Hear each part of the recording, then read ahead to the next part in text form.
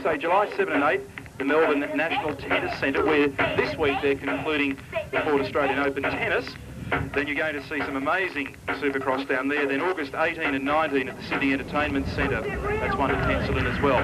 Now here's Fast Eddie Warren in the Mazda RX-7 convertible, flying the Star Spangled Banner for this evening. Very unlucky last weekend after running extremely well through all the heat races, through to the semi-final, and ultimately to the final, where he led for about the first 400 or 500 metres, got to about turn 4, got in all sorts of strife, stalled the Kawasaki, went back to stone, motherless last, and had to do it all over again from the back of the pack. He didn't get through, and the man that won is the guy that follows him around at the moment, the fellow that's embarking on a World 500cc Motocross Championship assault in 1989, Jeff Leask from Western Australia. And give Jeff a very warm round of applause, because this is the last time that we're going to see him down in this part of the world. And then he moves across to Belgium, where he'll team up with a team manager well known to many motocross fans, Roger Di Costa. Also out there, as I mentioned, we have Glenn Bell, who is riding for Shell Team Honda in 1989, and I might mention that the #1 plate holder, indeed the reigning Castrol Mr. Motocross champion, Craig Dack, left for Europe last Wednesday, has jetted across to England, where he'll be based, and he'll run the British 250 and World 250cc Motocross Championships, so that's something to look forward to. Greg Scott there, riding for Triple M and Pro Cycles, the FJ Ute. Give Scotty a wave. Scotty's out there with David Armstrong, who this year teams up with the Mulberry Yamaha dealer team under the leadership of Stephen Gore, the 4-time Castrol Mr. Motocross. And then, as I said, an enormous collection of the top Supercross and motocross riders in Australia. Then something in the next 15 seconds or so is what they want. Set now for a start as the two-stroke smoke begins to rise as we go racing for the Kicks 106 Supercross Nationals and down towards turn #1. And it's Glenn Poole who's made a great start. David Armstrong on the inside, and David Armstrong on the YZ250 takes control from Queensland. Armstrong, then Poole. Jeff Leask is a long way back in the pack. He's got some work to do on the CR250 Honda. The #1 plate holder of Australian Motocross is in big trouble, about 4 from the rear of the field at the moment. David Armstrong the leader. Plenty of air beneath the YZ250. Glenn Poole in second place on the Suzuki. Then another of the Yamaha riders in third. That's Rodney Hamilton. Yamaha, Suzuki, Yamaha. Number 60 is the next man, Jason Marshall. And Dean Burt gets all out of shape on the RM250 Suzuki on the back straight, and has really winded himself as he heads back towards the pit. So Armstrong the leader now at the moment through the right-hander at Slaven Mazda. Now to the stutter bumps, one of the trickiest parts of the course. Glenn Poole in second place. How delicate one has to be on the throttle as they go through here. Crack it wide open now down the front straight. Here comes David Armstrong. He'll lead at the end of lap #1, the first of 6. Armstrong on 8, Poole on 14. Across the Diplomat tabletop. And don't these guys love leading Jeff Leask, Neil? Leask coming up through the field on the Honda. A gap back to third place, number 60, Jason Marshall, riding for Husky Imports. And watch Jeff Leask in position 5 at the moment. #1 on his back as the yellow flag comes out. We've lost another rider down there, number 27, Mal Dalton, riding for Awesome Racing. It was an awesome line that he took at the bottom of the straight. Bringing up the rear of the field, we've got John Blundell. And Jeff Leask is making his charge now, Neil.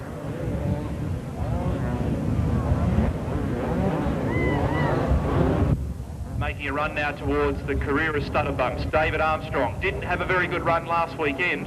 Glenn Poole in second place on number 14. In third, Jason Marshall. Then behind him we have Jeff Leask on the Honda. Then Rodney Hamilton, who made a good start but then dropped back a fair way and is on the attack again.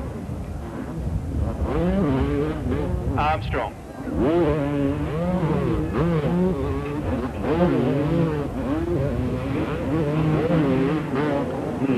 David Armstrong's been riding Kawasaki for the last few seasons. He's been the runner-up in the Castrol Mr. Motocross on a few occasions, and he's done very well in the state and national titles. He's never been a real favourite for the Supercross races. He doesn't particularly like some of the layouts, but he's working well tonight. He's fit and fast. He's very happy on this new Yamaha, and he's working well at the moment across the back of the course. Glenn Poole still holding down second place with the Ampol colours on his back. And then a fairly lengthy gap back to Jeff Leask, who's really starting to hoe in some territory on the Honda. Watch Leask as he takes this series of jumps, 2 at a time, through the right-hander now, has a look up ahead, sees what he's got to do. He's got Jason Marshall right behind him at the moment, and Leask really putting power to the ground pretty quickly on the Honda as he comes down towards the finish line area. David Armstrong getting a little bit more pressure now from Poole, and Jeff Leask really cracking the whip behind all of them.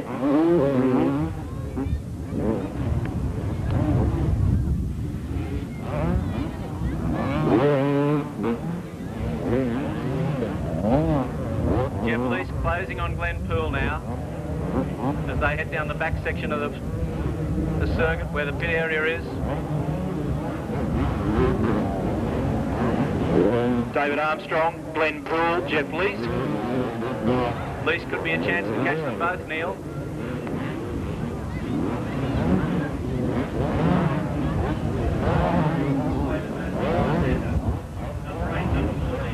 Dave.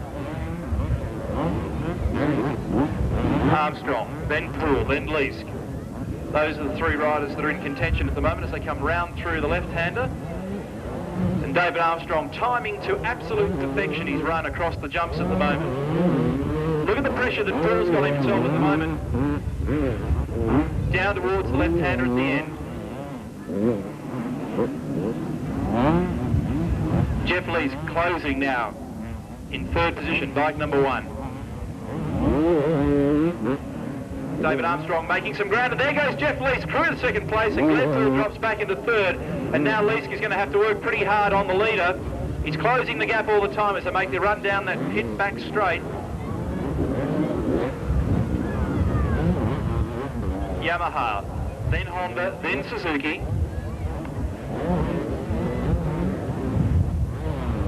I think Armstrong might just survive here at the moment, Paul. There's certainly not much in it. There's only a lap to go. They'll come round to take the blue flag, signifying 1 lap to go. And Jeff may just be happy with that second place. He's certainly through to the semis without any drama. Blue flag. That indicates to the riders they've got 1 lap to go. Armstrong, Leask and Poole. Oh, and Jeff Leask getting really sideways that time as he got down to the bottom left-hander. No, he's going to have a lunge at him. Look, yep. He's almost right on his back tyre there. He's chewing right into this lead and chewing into the track as he gets down the back straight. Across that tricky double jump, and look at Leask make a lunge now into the braking area through the left-hander, making a run up now towards this series of jumps, and he's right in the knobby tracks. He makes a lunge, and Armstrong couldn't quite get through.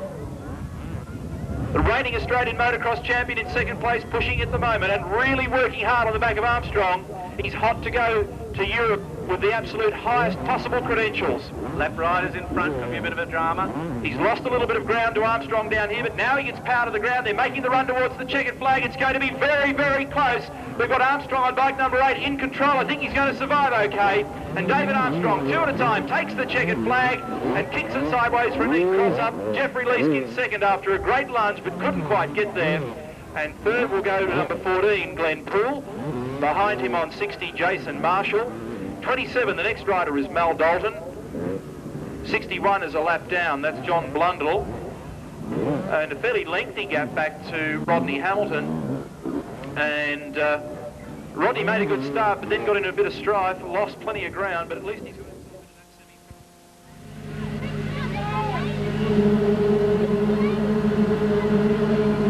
All laps the journey and they're away.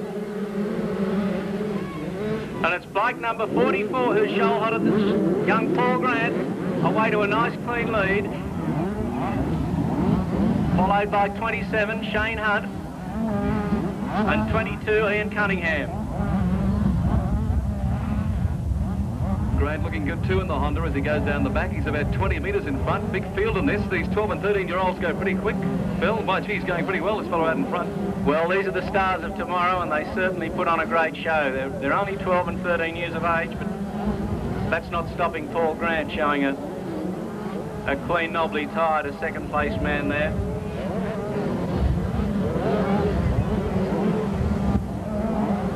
He's got away fair in front, matter of fact. He's the best part of 40 to 50 metres in front here. Big crowd, looks like a fantastic night of action. And fast Eddie Warren, I hear, is very keen, a very successful year in the Grand Prix circuit, heading for, of course, Europe again and the US. It should be interesting. And Ian Cunningham has just moved up into second place. And Ian's out of Goulburn, so it's great to see a local up with the front runners here tonight at the Pepsi Power Dome. Watch Grant go as he goes past 44. He's a long way in front. The battlers are coming though. 2700 Shane Hunt and the Brian Phillips Commodore type bike. And there's 66 Anthony Gobert in the Kawasaki West bike 2 into 4th spot. So there's a lot on early, but this young fellow Grant is going pretty well after lap 1. Heading down the back section of the circuit there. Shane.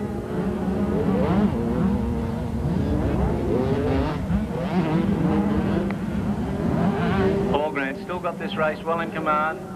But local boy Ian Cunningham doing his best to catch him, and I think he's slowly but surely closing in. Yeah, he's about 40 to 50 metres in front, and he really negotiates these hills well as he goes down the far side of the track.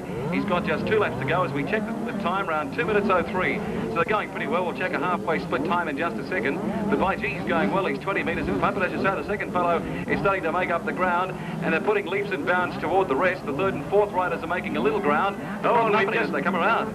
We've just had a bit of drama with the leader, and the local boy Ian Cunningham is right on his tail as they head down to the Diplomat tabletop jump. Cunningham's are very well known, of course, in the area. They have motorbikes in most of the Goulburn area, and of course out west through Bathurst, Oberon and Blaney and those types of places the Cunningham family speak. Of course, one of the Cunningham family used to be a big bike rider himself in track racing. So the Cunningham family Goulburn way are doing pretty well in race 2. 2:25 was the split time last time. 2:25, which is a pretty good effort. Paul Grant still just managing to hold off Ian Cunningham down the back section of the circuit.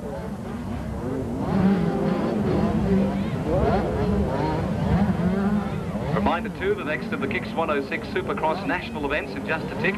First 12 riders through to the semi-final. And there goes the local boy into the lead. Ian Cunningham round the outside, over the stutters, and relegating Paul Grant back into second. But Grant's really sticking with him. Could be a real battle between these two as they come down toward the last lap on this race. 22 leads as they go into the last lap. Ian Cunningham from bike 44, Paul Grant, followed by 66, Anthony Gobbett, who was very good up at the Newcastle Motordrome last week, and Joel Elliott there in 4th. Joel Elliott in a Suzuki, and in 21 right behind him is Nathan Dwyer, who's in a Kawasaki. Watch the leader though as he goes down the back. It's Cunningham in front. It creases the margin, say 10, 15, 20 metres over Grant, who's trying to come out after him now. Actually, he's in full throttle, this young fellow, going pretty well too. About 20 metres as they power down the back of the track. There's about a quarter of a lap to go. If he can negotiate the old hills, he looks pretty good, Cunningham. Matter of fact, skips a little further in front, but Grant coming back now. This is the area of the track where he gained that lead earlier on. Oh, and it looks like Paul Grant has lost his second place. He doesn't like those stutters. Well, watch Ian Cunningham, the Goulburn boy, and get your hands ready for a big ovation for him. He's a pretty handy rider, and he's going to come away and win Heat 2. Put your hands together. Local fellow from Goulburn, Ian Cunningham in race 2. Anthony Gobbett, bike 66 second. Bike 44, Paul Grant, who led earlier and fell back to 3rd. Bad luck there for Paul. Next man home, boy home in this case, Joel Elliott. In event 3, the Kicks 106 Supercross Nationals Heat 2. First 12 riders to the semis. Mazda start line flashing now. The gate drops, the field get away. Greg Scott's made a good start, and so has Stephen Andrew on bike number 10. Scotty on the outside on 5. Andrew on the YZ250 Yamaha wraps around the outside though, and there's Dale Britton lurking around in the middle as well.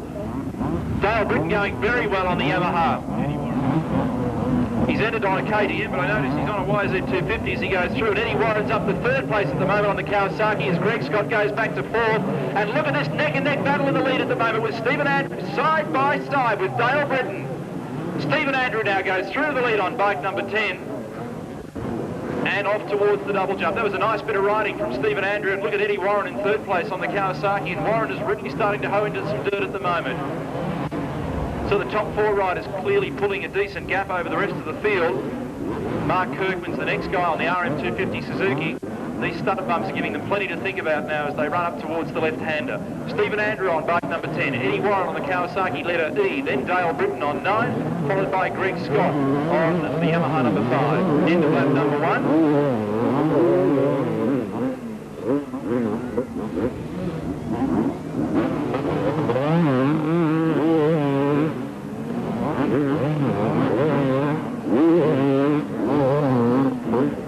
Stephen Andrew heading down the back section of the circuit in front of the pits. A comfortable lead from Eddie Warren.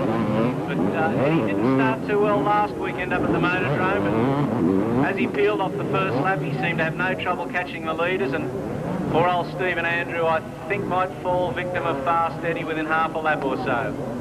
Stephen Andrew out of Victoria, Victorian champ. These guys don't mind travelling. The bloke coming first came from Victoria, the guy coming second came from Detroit, and the guy coming third came from Perth. There goes Eddie Warren into the lead over the stutters.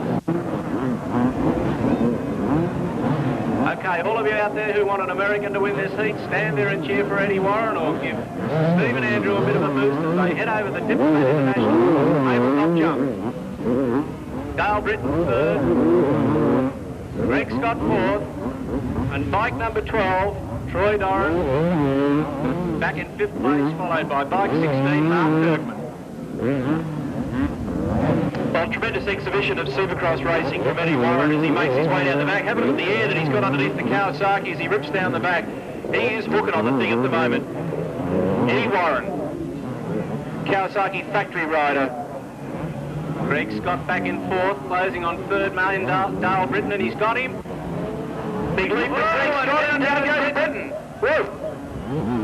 Side by side, the two of them in midair, they locked horns, and Greg Scott came out on top. Now, with a bit of luck, Greg Scott back there in 3rd. He'll probably be happy with that. That'll put him into the final or into the semis, no drama. And Greg might kick back and relax and do a few of his stunts going over some of these higher jumps. But Dale Britton has regained his 4th place, just in front of bike 12, Troy Doran. And it takes these guys a little while to get back into the swing of things, but Dale seems to have picked himself back, and he's making another charge as he heads over the stutters in front of the spectator stand. Eddie Warren up the flight path. I hope Australia 1's not flying past nearly, gets pretty high over the back part of that circuit. I think Hayes will get a shot. There's no doubt about the way in which this guy attacks the track. He's so spectacular, and he certainly likes getting a lot of air under the bike, and a lot of the guys like to try and get the things back down on the ground. Not Eddie, he just gets up and goes for it and stays up there.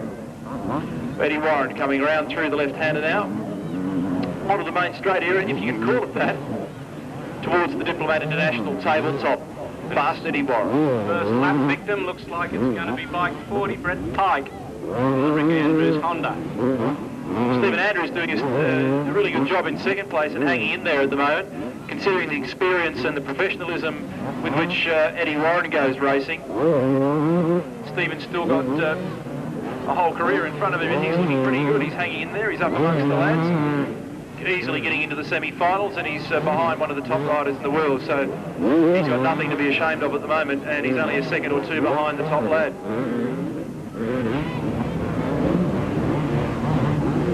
Fast Eddie, making a run now towards the Carrera stutter bumps. He laps those stutters up, Neil. I don't think he's going to have any bother with them tonight. That's where some of the guys come unstuck who aren't used to Supercross too much. You don't see too many stutter jumps out on natural terrain motocross. Greg Scott having a little bit of trouble there. Poor old Scotty had a bad fall a year or so ago and had some problems with his neck. That's bike number 5, and you can see the style that he rides with is rather upright and stiff, but that's because Greg unfortunately suffered some injuries to his neck a year or so ago, and he spotted someone in the crowd there and given them a wave. You've got to pay very close attention to number 5, Greg Scott. He's riding in the hot orange colours for pro cycles, because he gets up to all sorts of mid-air antics. And if you fancy any of that apparel he wears, it's on sale down behind the spectator stand here, behind the Pepsi Power Dome tower here at the Rat Tent, where all the Rat gear's on sale with all your favourite riders' colours and emblems on them. including Greg Scott, bike number 5, as he gets over the back there of the pits and the flashlights of the cameras go berserk. Bike number 5, just keep your eye on him as he goes through Slave and Mazda corner and heading over the stutters now. Comes Fast Eddie Warren to collect the checkered flag, and Fast Eddie takes the win on the Kawasaki West entry and gets off to a good start for this evening. Stephen Andrew will finish second on bike number 10.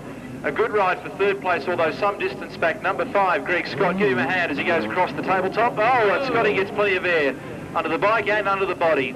Dale Britton in 4th place on bike number 9, and then further back to number 12, Troy Doran. Number 16 is Mark Kirkman on the Suzuki. Number 51 on the Honda will be the next rider through. That's Darren Richardson. He's an addition to the program. 96 is next, Ben Burris. Barron? Who's the money on this time? Well, Mark Kirkman, if you saw the way he rode last week, he defeated Eddie Warren in this category, so I'd have my spending money on Mark, bike number 16. Well, there's the lights, set and racing. 5 laps it is. And there they rally into the first corner, and there's plenty in it as they scream round that first corner. And I'll tell you what, Kirkman's up there pretty well early too, Phil. Yeah, he got the whole shot, but he slipped back into second now. Bike 48 has gone into the lead, and that's Adam Stedden, who's fresh out of juniors, and he's got plenty of form too, as there's a bit of a scuffle at the back of the field, and we've lost that face man. He's done a reverse endo, but he's okay, he's back up. As bike number 49 continues to lead. Well, a right royal bungled shuffle to race 3 here tonight, race 4 I should say, and look at them go high down the back. They are absolutely flying in this 4th race. Adam Snedden comfortably out in the lead, but Mark Kirkman I think will start to close on him as they go into the stutters. Yep, Kirkman's gunning for him now, but 48 still hanging to the lead, about 5 metres in front, probably only a couple of wheels as they spin around this corner toward the Diplomat International. Fine place to stay too, one of the best in Canberra. As you watch him go over with 4 laps to go. 48 out of the lead, Adam Snedden, followed by Mark Kirkman, bike 89 third, and that's Paul Timmins, who's fresh out of juniors, followed closely by bike 25, Matthew Mladen. Brian Collins, of course, is the manager of this team, the Adam Snedden side. He's got some great motorcycles. And there's the little fellow out front, 48, Adam Snedden, and he's on the famous Yamaha. Doing pretty well too as they go down the back of the track. And you watch them go high as they start to work their way up towards the back now. 4 laps to travel, and Snedden still well in front. Watch them, look at them leap high over those hills as they make their way around this track here. The Pepsi Power Dome, of course, some great speedway action, transformed into the course track as you see tonight. It's a fantastic effort from them too. Kirkman may be a little bit down on wind. He competed in that last event, and it takes him just a little while to get their energy back together again, but he's still making a fair fist of this. He's about 4 lengths behind the leader, like 48 Adam Snedden. There's 41 third, Andrew Peters back. He's in a Yamaha as well, so the Yamaha's doing pretty well here tonight. It's Yamaha, Suzuki and Yamaha. You got a favourite bike, go for a cheer. There's plenty good ones here tonight. The Suzukis, of course, the Yamahas, the Kawasaki's, and of course the Hondas. This time it's the Yamahas in command. Kirkman closing on Snedden now as they head down the back section of the circuit. A few of the bikes going past. 35 is Matthew Park, followed along by Grant O'Brien.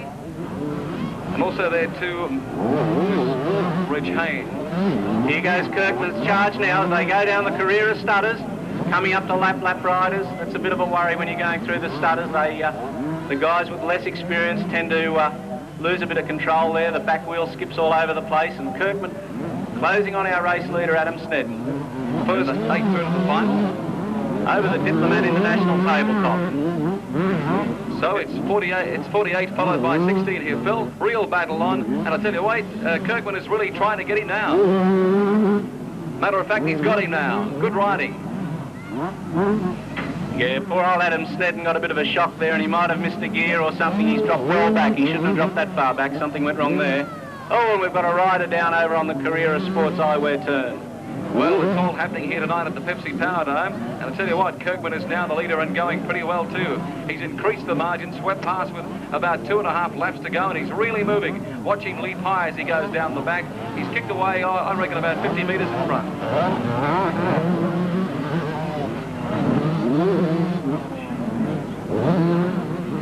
Kirkman handling those stutters really well. You can tell the guys that handle those stutters, their back wheel doesn't tend to skip out to one side or the other.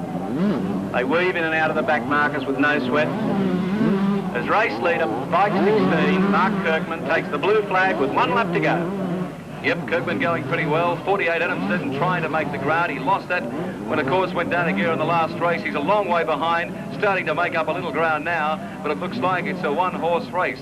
It looks like it's Kirkman's event, doing pretty well, too, as they go down the back of the track in race 4. Look at him go up high, really getting the bike to go move quickly. He's done it pretty well for most of this race, and he looks set to win race 4. Mark Kirkman, a country cove from Griffith in New South Wales, having his first year on a Suzuki. Last year he raced for Yamaha and had some excellent results all over Australia.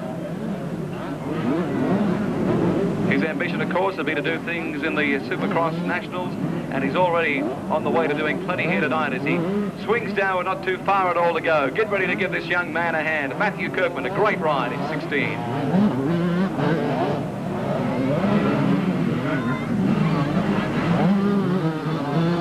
Checkered flag at the ready for Mark Kirkman on the Suzuki. And there he is, Matthew Kirkman, ladies and gentlemen. How about a big hand for him? 16, the winner, Mark Kirkman in a Suzuki. Second place to bike 48, Adam Snedden. The 56th third, is it, or 66?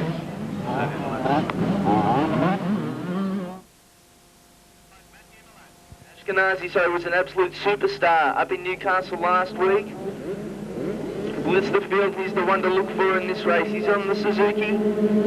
They're ready to roll the 5 second. Here's up and they're off and racing a hell start from the outside. The whole shot was to bike 58. Mark Turl has got the lead. The bikes are everywhere as they go over the stud. It's one of the tighter area of the tracks right from the word go. You could throw a blanket over the pack at the moment, but it's still bike 58. Mark Turl as he goes into the left-hander and readies himself for the Slaven Mazda set of jumps up here, and over they go. The little 80cc riders, bike 4, Glenn Smith back there in second. And I think that's Ashkenazi back there in third, making his way through the field like a bullet out of a gun. Through the S as they go towards the doubles, and Phil Harrison, Glenn Smith on bike number 4, looking good at this stage of the race. Yeah, Kim Ashkenazi is the man to watch, the rider currently in third place. A second-generation racer. His father runs the team for him, and last week he was sensational at the Newcastle Motordrome. There they go over the Carrera Sports Eyewear Stutters, coming round to the spectator grandstand for the first of 4 laps. Smith over the doubles he goes. That's 1 lap down over the Diplomat tabletop. The race leader, Mark Turl. Smith and Ashkenazi battling up for second and third as they go through the left-handed. They've been over these stutters once before this race. But as I said earlier, it is Turl spreading himself from the rest of the pack, while 4 and 52 Ashkenazi and Smith battled out over the Slaven motors. I suppose you could call them quads, and there goes Ashkenazi doing the second 2 in 1 leap. The question is, we're 1.5 laps down, we've got 2.5 to go. Can he catch the race leader, Mark Turl? It's still a pretty tall order, even for Kim Ashkenazi to catch the race leader. He had a little bit of trouble getting past bike 4, Glenn Smith. But if anyone can do it, it's young Ashkenazi. And look at the size of those little 80cc bikes as they dip down into the valleys of those stutters.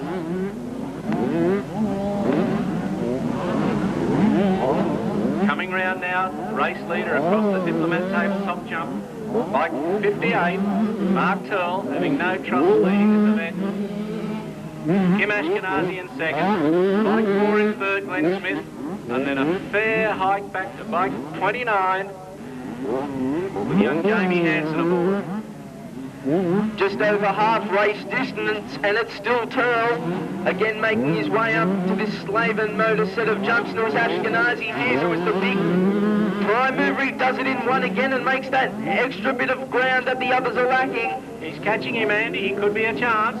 He could be a chance, Phil, and as you said earlier, if anyone's going to do it, it's going to be Ashkenazi, high flying on the yellow Suzuki. Stalls it in the corner. That could be the moment that's won this for Mark Turles. Only that split second of the stall, but that could just give him the break needed to get that checkered flag first. That's what Turl would have been looking for, a mini mistake from Ashkenazi, and he doesn't make many of them, but it dropped him back 3 or 4 lengths. Turl jumping further into the lead now as he goes over the Diplomat International tabletop job. Turl, Diplomat International is where the riders rest and the commentators take their cocktails. Turl definitely jumping out as well, and if he doesn't watch at that tabletop, he could be jumping out into the hay a bit further, getting very close on the approach to the Diplomat tabletop. But it still is Turl. 1/2 lap to go. Ashkenazi may be a bit too far back to catch him. It's been a hell of a ride. Ashkenazi didn't quite get the start he wanted. He's had to make his way through the field, and as Bill was saying earlier, those stutters with some of the less experienced riders don't make life very easy, but they are coming up to a slower rider or two, so that could tell in the end. And look at Ashkenazi having one last lunge at Mark Turl here, but I don't think he can do it with only about 1/4 of a lap to go. Over the stutters they go again. This will be the last time. This is the 80cc Junior. 14 and 15-year-old sprint. 4 laps. They've got 1 straight to go. Mark Turl, he's let it almost from going. He's going to lead it home. High flying, coming up to the 2 slower Kawasaki's. Here comes Ashkenazi. Oh, I think we'll have to call for a photo there, Ashkenazi. Right on the line, had a lunge at Turl. Has he missed a gear or landed on his front wheel or something went wrong there? 3rd place crossing the line now by Glenn Smith. So I think we can call 3rd place. All right, that was Smith. But a nice little gesture, Ashkenazi and Turl shaking hands at the end of the race. And I'll tell you what, I'm not going to put myself on the line. Riding for Shell Team Honda. Chase Craig Dack in the 88 Castrol Mr. Motocross Series. He's got Australia to himself this year. We said now for the gate to drop, away they run, and it was a very, very good start from number 11, Steve Maguire. Maguire on the Suzuki in control. Up on the outside of him is Peter Melton. Maguire gets punched through on the middle though by Glenn Bell, and Bell to the lead on bike 1. Then Maguire up into 3rd place is 21, Ryan McClelland. Yellow flags out. We've got a couple of riders down in the middle of the pack there. That was 31 on the Suzuki, Midge Lindskog. So down the back straight for the first time, it's Glenn Bell. Bell on 1. Pitches the Honda up into the booms, keeps his feet up on the pegs, now buries it in deep and cracks the throttle. In 2nd place, Steve Maguire on bike number 11. And those 2 riders have opened up a very, very healthy gap down towards the succession of very mean little camel jumps, now towards the career of stutter bumps. This is a very tough part of the track. Trying to keep traction down here is a tough task. And have a look at the way that Steve Maguire is throwing everything at the leader at the moment.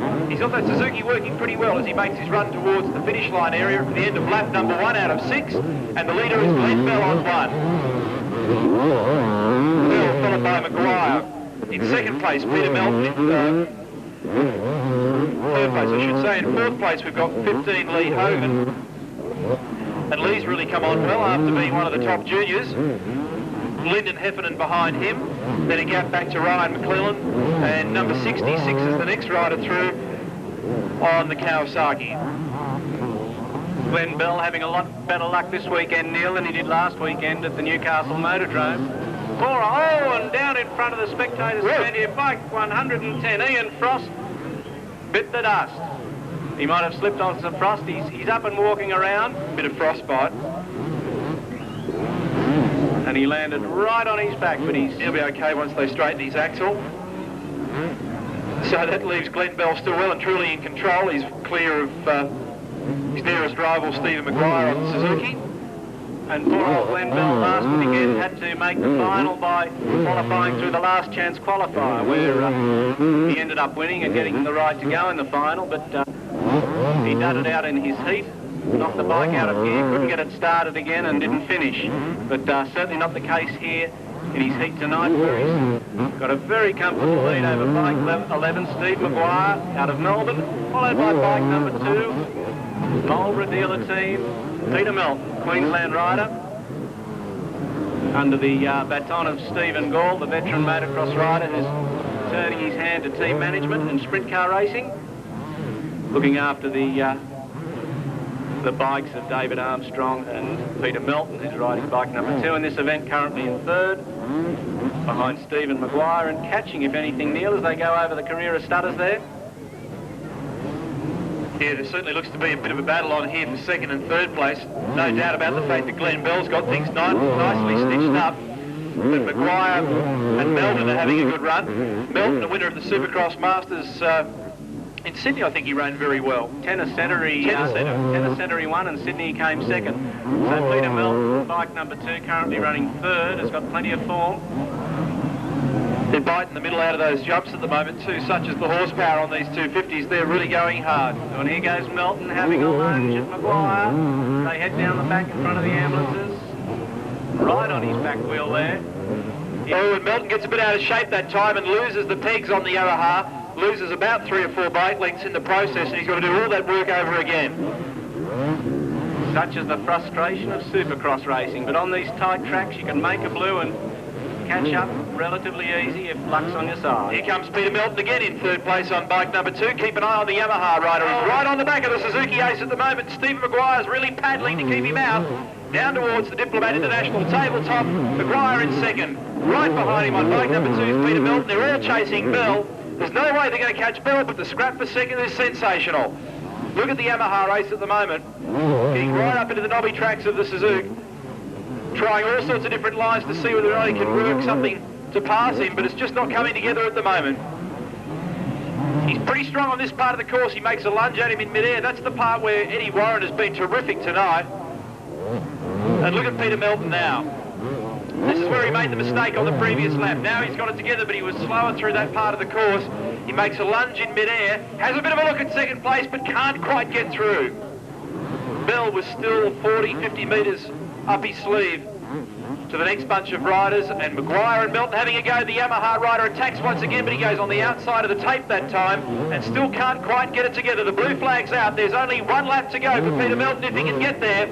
Glenn Bell, the leader on 1 on the Honda. In 2nd place on the Suzuki on bike 11 is Steve Maguire, and down goes one of the Kawasaki riders on 69, and that was Rodney Sulks. Is it 69 or 96, Neil? I can't. Bike 15 in 4th place, that's Lee Hogan out of Melbourne. I think he's licked. And coming up in 5th spot, bike number 6, Lyndon Heffernan for Outrider Yamaha.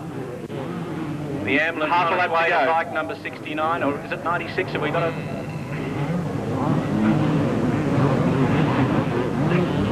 Third lap to go now for Glenn Bell. And he's looking pretty good. This battle for 2nd continues, but it seems to be falling in favour of Maguire at the moment on the Suzuki. And Glenn Bell comes round through the left-hander now for the last time, almost as fast as the ambulance, and up towards the Diplomat International tabletop.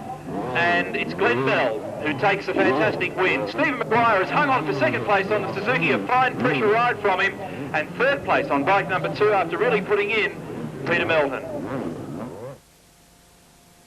One of the earlier competitors tonight from Goulburn Power Centre, so keep your eye on bike 22, Jamie Cunningham, a local out of Goulburn. They're at the ready. The lights are flashing. The gates have dropped and they're off. Eddie Warren is expected whole shot into the stutters first time up on the green Kawasaki 125. The left-hand level got 1 bike stalled and 1 bike left at the start, but the riders jump over jump, elbow to elbow stuff. But Warren over the doubles in 1, hits the left-hander and gets ready for the Slavin Mazda jumps.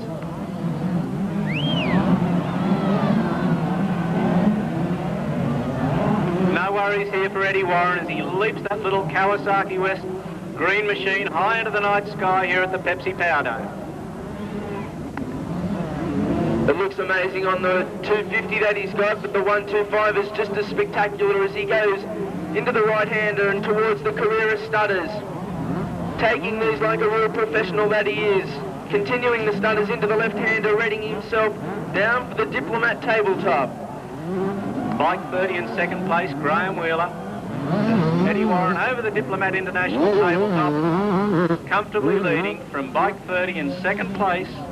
Graham Wheeler, bike 22, Jamie Cunningham, the local golden man in third, 28 fourth with Phil Robinson making a comeback.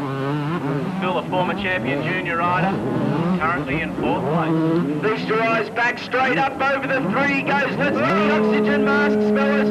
We've got one rider down at the end of the Diplomat tabletop. That's bike 61, and that's Anthony Bain. Phil, would it be fair to say he's absolutely dusted, busted and disgusted. Jamming throttle, and he can't turn that thing off.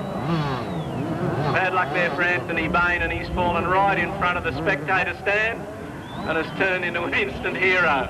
Take a bow. Well done, Anthony. Eddie Warren, meantime, up over the doubles. This is another time over the Diplomat. He manages to keep it straight. Our second place rider way back on the Suzuki, getting plenty of air himself and almost coming unstuck. And again, as bike number 30, Graham Wheeler, of course, on the Suzuki, but Eddie Warren readying himself for that Slaven Mazda jump at the back straight. All the eyes are focused. Up he goes, completely sidewards. Get those Kodaks cracking, because fast Eddie Warren knows he's got a comfortable lead over Graham Wheeler. And these nice light 125s, he can make them talk. Starting to overtake a bit of the slower traffic as he takes the 6 jumps, 2 at a time, in 3 leaps over the career of stutters he goes. He loves those stutters, AJ.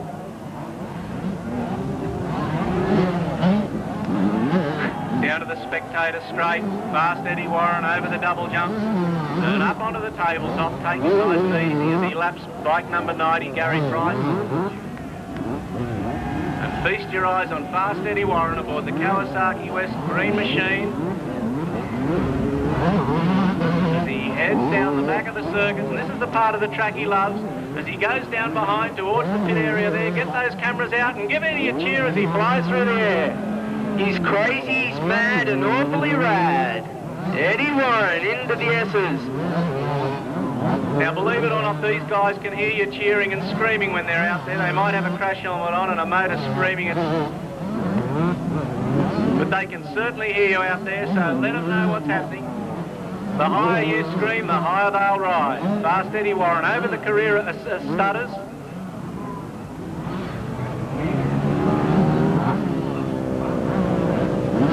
Eddie Warren over the double jump in front of the spectator stand, onto the Diplomat tabletop, with 1 lap to go for fast Eddie Warren, the Detroit Demon. The Motown edition. Getting past another lap rider there, bike 46, as Eddie goes down to the part of the circuit he likes the best. And here we go, give him a bit of a cheer as Eddie gets plenty of air down the back part of the circuit there. I wonder as the night progresses, will Eddie Warren try the whole lot of them? Towards the start of the meeting and in practice he was just making the 3, but as the night goes on his confidence is building, and maybe that 4th jump, the landing ramp is just getting that more rounded off. But could he go for 4 by the end of the night? That could be the big advantage, with all the other riders just taking it 2 and 2. Fast Eddie Warren. Down to take the checkered flag for the easiest of wins in the 125 Slaven Mazda 125 Heat 2. Eddie Warren, first place on the Kawasaki West Kawasaki. Big round of applause for fast Eddie all the way from Detroit. The easiest win here tonight so far in event 7 from Graham Wheeler. What about those people down the back part of the circuit where Eddie put on the best part of the show? Give him a...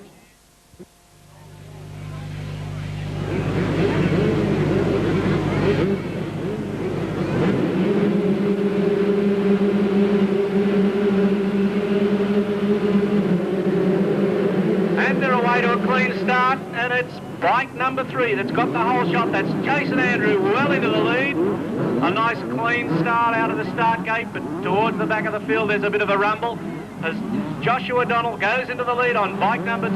Andrews fell back to third place, and there's another couple of riders down. But Joshua Donald comfortably in the lead down the back section of the circuit. Andrew back into third place. There's riders everywhere. The officials don't know which way to run. Everyone's up bar 2 and they're both hopping back on their machines. But as expected, it's Josh Donald on bike 2. Really clearing the gap between him and the second place rider, bike number 3, Jason Andrews. Third place, bike 88, I think that is Greg Timmins. He was one of the whole shot artists in the first start. They got knocked back and restarted, but it's Josh Donald over the Diplomat tabletop, looking fine as he heads towards the stunners for either the second or third time.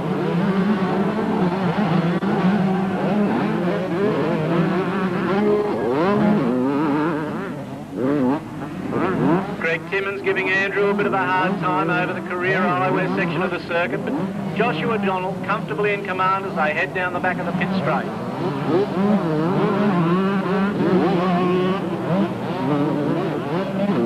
Look at the gap Josh Donald's opened up over Andrews as Donald heads. And bike 4, Glenn Smith is having a lunge at third place, man. That's where the action is for third, fourth and fifth. A group of riders, not too much in it. 14 and 15 years of age, these fellows, on 125cc bikes. Joshua Donald for Pro Cycles Yamaha out in front. As you said, Phil, the battle for third and fourth was really heating up, but all these riders are catching our second place, who is bike 3, Jason Andrews. They're all starting to close in on him. So we've got a group of about 5 all running in there for second, third, fourth and fifth. Bike 83 looking good, Robert Jones on the Suzuki. That's where the tussle is. In the meantime, all these riders are battling it out back for the minor placings. Josh Donald taking it a bit easier out there in the lead over the Slaven Motors. 2 and 2 he does it. Into the left hand of the tight part of the track. We've got 2 laps to go. And Josh Donald opening up a very handy lead at this point in the race. Joshua coming up to lap some of the back markers. The first victim, bike 17, Jason Jerd. Didn't have any trouble getting past the back markers. They moved over and did the gentlemanly thing. And Joshua continues on with his comfortable lead. Actually, for bike 88, Greg Timmins has taken the second place from Jason Andrews, so it's now Josh Donald in the lead. 17 and 42 are both lap slow riders. Bike 88's our second place rider, Greg Timmins. Third place, Jason Andrew. Fourth place, bike 83, Robert Jones. And of course, bike 4, Glenn Smith, back there in the 5th place. Young Glenn, yeah, putting on a good show there in 5th place. Of course, the blue flag out. We've got about half a lap for Joshua Donald. Looking comfortable in this one. There's never been a serious challenge. He didn't get the whole shot for the first corner, but by the time the stutters were over, it was Josh Donald out in the lead. A few chops and changes back in the minor placings with Jason Andrew moving back to third. He's still a contender for second as they come up towards this set of 6 jumps. They all take 3 leaps, jumping 2 at a time. Joshua Donald down past the spectator stand and over the Diplomat International tabletop to take out the event very comfortably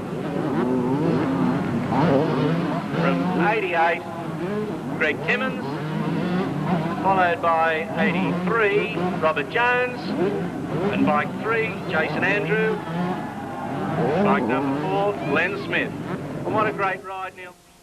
Jason Hall, Brad Mustard, Brad Turnbridge, Michael Matthews, Joe Battiato, Paul Bannister, Scott Emerson, Gavin Basley and Gary Howard. They're on the rev limiter at the moment. The gate drops and they're into it. And number 23, Tony Elliott, comes out in the lead on the 125 Suzuki.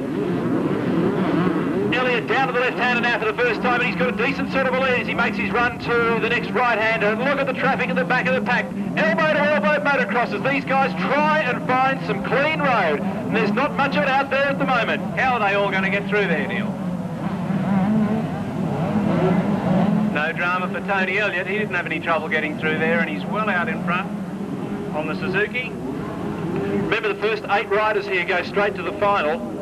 This is heat 3 for the 125s, and what a splendid start from Tony Elliott on the RM125 Suzuki. He's got a decent sort of a lead, half a lap into this event, and it's already pretty well clear of Gavin Basley on the Yamaha. He's on the YZ125 100, and then in third place on bike number 91, it's another Suzuki Guslu motorcycle entry of Michael Matthews. So have a look at the lead that Tony Elliott's got now as he comes up towards the Diplomat International tabletop.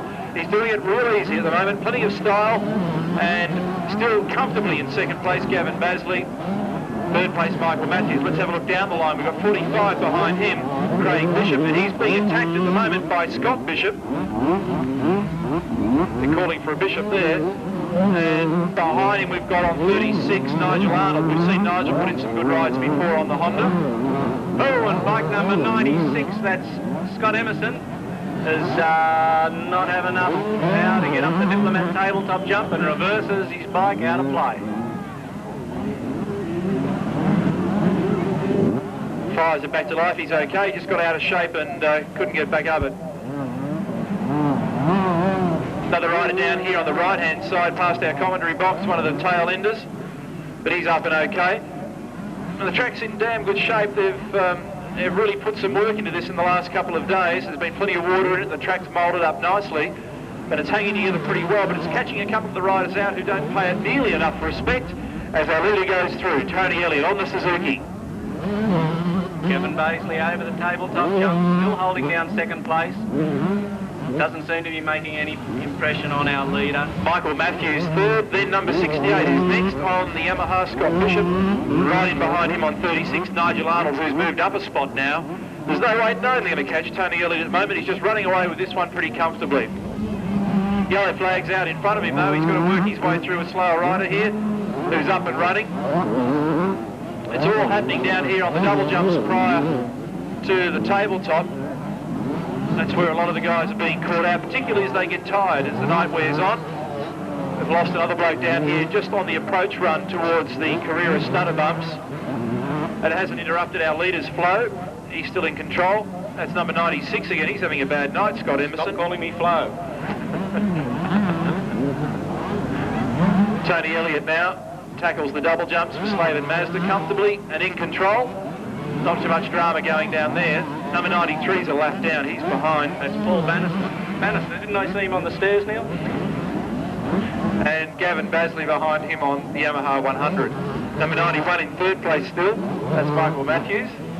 And number 68 on the Yamaha, Scott Bishop, followed then by letter A, Mats Anderson on the Honda.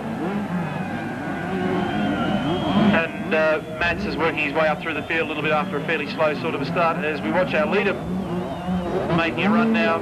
And we've lost Scott Emerson again. He's gone down here on bike 96 just in front of the Diplomat tabletop once again. Well, if at first you don't succeed, have another lash and he might really be able to do it properly. So he's gone back for a take two. I didn't notice that going on. I was up watching the leader. So Scott Emerson makes it 2 out of 2. Will he go for a hat trick? We'll see what happens next time round.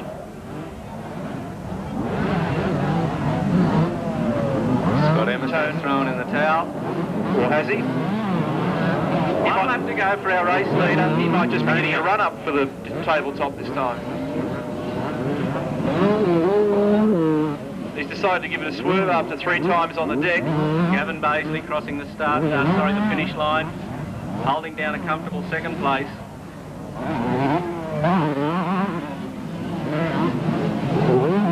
There's certainly some acts of atrocity occurring on these motorcycles in front of us at the moment with some of the back markers. They're skillfully landing right on the top of the jumps, grinding a crankcase into the dirt and attempting to stretch their necks. Like this one, oops, on number 31. He neatly zeroed right in on the peak, and he's taken a huge dive. Hey! Sensational bit of timing from Mike Shearer, who's now going to throw it over the edge to really stuff it. But Tony Elliott hasn't put a boot wrong in this event as he goes over the stutters for the last time in the Slavin Mazda Heat 3 of the 125 A, B and C grade. So here comes Tony Elliott. Put your hands together for a fine ride for this bloke. He's done it nicely, shows us just how to tackle the tabletop, and Tony Elliott takes the win on the Suzuki. A fine performance too. Gavin Basley will finish second on bike number 100. He tackles the doubles without any dramas. Hands in the air, he's a thrill seeker. And a fairly long gap back to letter A, I think it is. Matt Sanderson will be the next rider through. There was a bit of dust and commotion for the minor placings. And the last lap, we've lost number 81, and he's done a nice job of himself. Thank you very much. And that was Brad Mustard, giving himself a bit of curry. Go head-to-head in this one. Bikes 8 and 1. They're side by side on the grid. The lights are flashing on the Slavin Mazda start line. The gate drops. They're underway. And it's an excellent start from Stephen Andrew and Glenn Poole. And Glenn Bell comes out very quickly, and Bell takes the lead on the Honda. Bell on the CR250. Round through the first left-hander. Glenn Poole in behind him, and there's traffic everywhere in the middle of the field. Number 27 got all out of shape there and decked it. That was Mal Dalton, I think, and it's Glenn Bell in control from Glenn Poole. Then Peter Melton in third place. David Armstrong's made a miserable start. He's back in the pack at the moment, around about 8th or 9th. And Glenn Bell running away nicely on the Shell Team Honda CR250. Glenn Poole in second place. Already about 4 or 5 bike lengths between first and second, and it's been a healthy start from Peter Melton in third place. Then Rodney Hamilton, and the first of the Kawasaki's behind him on bike number 20. That's David McSwain. Moving up through the pack a bit, we've got Dale Britton, and he's tackling and being tackled by David Armstrong at the moment. Side by side they go on the stutter bumps, as meanwhile Glenn Bell comes across the top of the Slavin Mazda double, then the tabletop. He's in control at the moment. Glenn Poole in second. Peter Melton third. Look at Stephen Andrew closing up on the Yamaha in fourth place. He's giving it plenty at the moment. He searches for some high territory, uses the berm to advantage, kicks the Yamaha off it, squirts about 45 brake horsepower into Mother Earth, but still can't make up the gap to Peter Melton. And what about Glenn Bell down the back of that pit straight there, getting plenty of air and comfortably leading from Glenn Poole, who's been riding really well this year, Neil? Yeah, Glenn Poole was an outstanding find in last year's Castrol Mr. Motocross and put in some good rides. And he's been developing his skill, working on his fitness. He's got his act together at the moment, doing well. He's in second place on bike number 14, riding for Ampol on the Suzuki with his feet up style that time through the right-hander for Slavin Mazda. And still this battle rages with Stephen Andrew making a lunge now for third place, but he ran wide, couldn't quite control the speed, and has to have another lash once again. It's Glenn Bell crosses the Diplomat International tabletop. Glenn Bell in second place, should I say Glenn Poole in second place, and then Peter Melton having a go with Stephen Andrew. Stephen Andrew through on the inside, and Andrew goes to third on bike number 10. Nice bit of work from the Yamaha rider, and Peter Melton drops back to fourth. Glenn Bell's disappeared almost the length of the back straight, and he's riding confidently. He knows how hard he's got to work in the final if he's going to be able to hold out Eddie Warren and Jeff Leask. More than anything, he's going to be riding for a time at the moment. We've got the clock on him. We'll see how quickly this heat transpires, but he'll be working very, very hard to make sure that he's competitive and in full shape, and the bike's suspension is fully sorted, the tyres are right, and all the settings are correctly arranged for this grand final. Andrew into second place, past young Glenn Poole.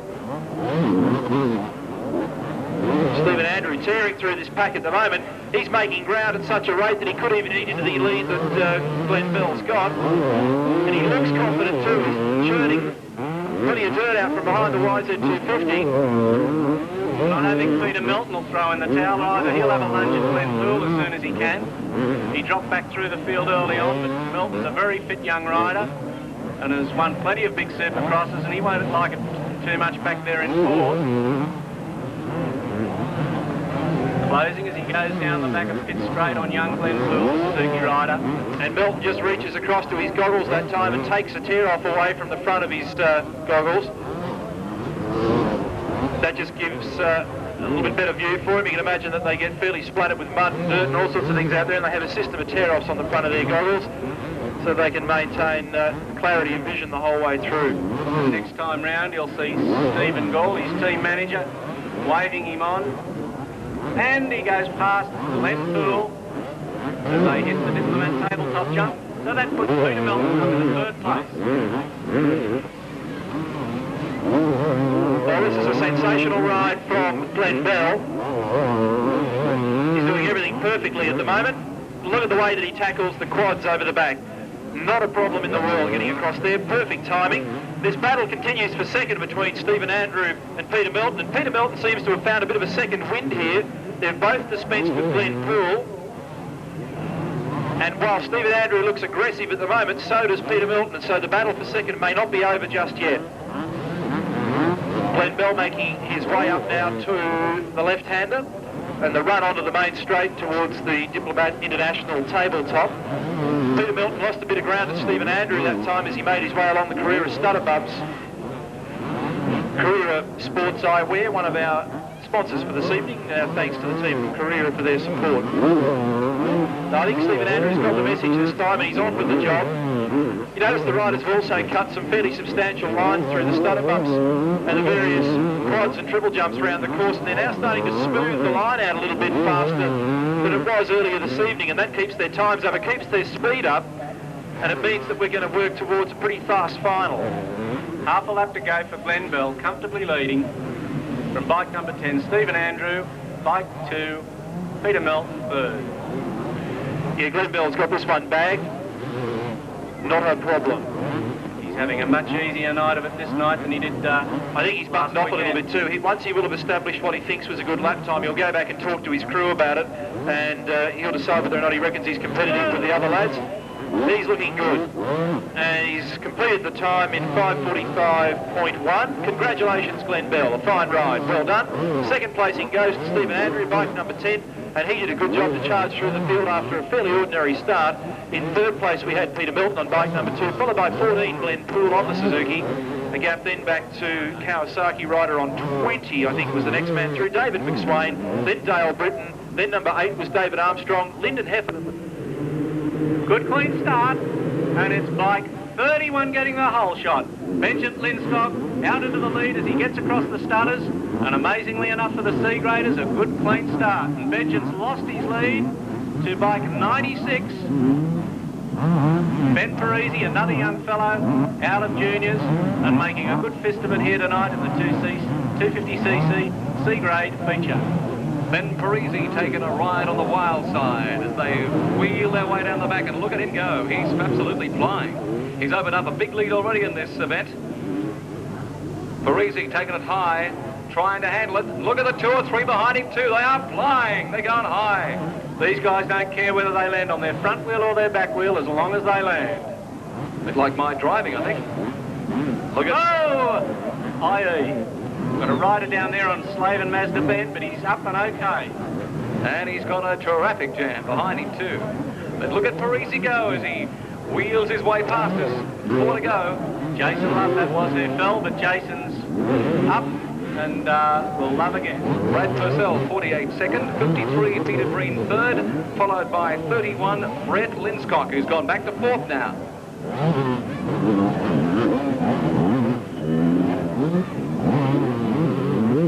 Ben Parisi down by the back straight pit end of the circuit. Still comfortably in the lead in this 5 lap for C graders. I don't think young Ben will be a C grader for too much longer. He'll find himself with a B grade licence very soon. Stewart Arthur Blizzard looking at proceedings tonight and reporting back to the grading officials back in Sydney. We'll good to see Uncle Arthur with us tonight. You've got to like Uncle Arthur, should know plenty about motorbike racing. He's been around for long enough, hasn't he? There he goes. I thought you were going to be cheeky and calling grandfather for a moment. Here they come down, another one goes down. Oh, and we've had another one down over the back of the circuit, and it looks like the bike's on top of him. Ben Parisi still in command.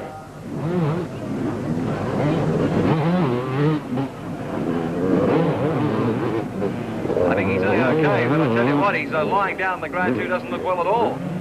I think Brad Purcell's making a little bit of ground on Parisi, if anything, but I'm sure if Ben gets a nod and a wink from his pit crew, he'll open up that gap to what it was originally in the first couple of laps of the event.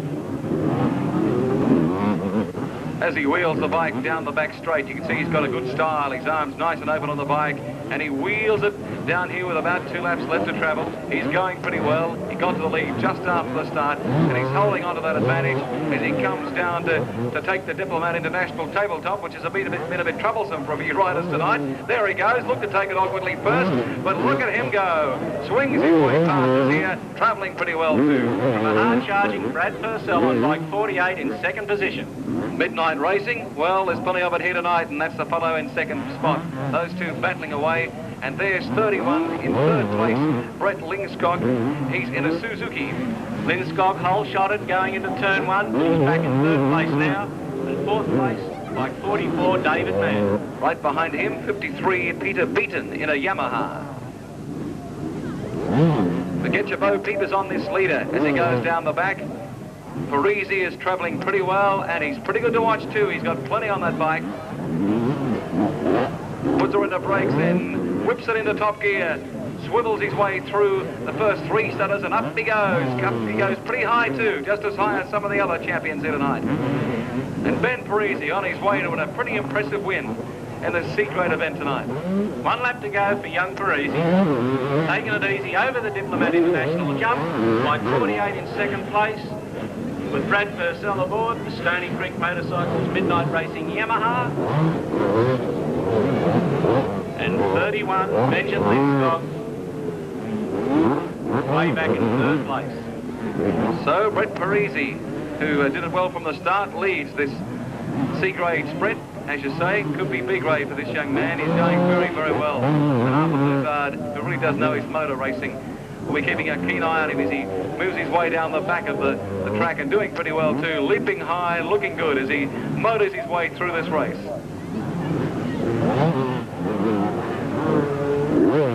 He's had plenty of Supercross experience, young Parisi. He's done 3 or 4 seasons of Supercrosses all over the country. And coming down in front of the spectator straight now. The checkered flag at the ready. Over the doubles, onto the Diplomat tabletop for the easiest of wins. Ben Parisi aboard the Yamaha, taking out event 11, the C-grade 250 sprint. Around 5:07, 5:08 for that one, so another pretty handy time too. You can tell they're motoring pretty quickly tonight. That's a roundabout average with most of the races, even the higher grade riders, so a pretty big effort. Second place. We set now for a start on the Slaven Mazda start gate. It drops, Scotty comes out pretty quickly, and all the hot shots are back in the pack a little bit there as they go through the first of the left-hander. Lindskog came through pretty quickly on the Suzuki, and it's Benj Lindskog in the lead. In 62nd place is Marshall. Leask is working his way through about mid-pack at the moment, and hasn't he got some work to do? And Fast Eddie Warren is 4th last. Well, that's a terrible result for both those guys. Leask has now cleared his way through to 3rd, and Fast Eddie's going to have to go like a blinder to be able to get through this pack. But watch Jeff Leask on the Honda. 3rd at the moment, Leonard J. A reigning Australian motocross champion, having returned from the States and about to set sail to Europe for an attack on the World 500cc Motocross Championships. Fast Eddie Warren's got 9 victims to pick off before he can get in that race leader. Keep your eye on him. Fast Eddie Warren on the Kawasaki West Green Machine bike, heading into the stutters now. Jeff Leaks comfortably in the lead. The end of lap 1 over the Diplomat tabletop with young Benjamin Linscott, the C-grader that rode so well in the event before this. Here comes Fast Eddie, worming his way through the pack here at the moment on the stutter bumps. He's in behind Maguire at the moment, who went very well in the earlier heats, but the lead that Jeff Leask is going to amass while all this is going on, be pretty well insurmountable. And look at the leap then from Jeff Leask down the back of the course. A sensational bit of riding, and Leask is running hot at the moment. What a thrill for Lindskog there in 2nd place in a field as good as this, with only Jeff Leask in front of him.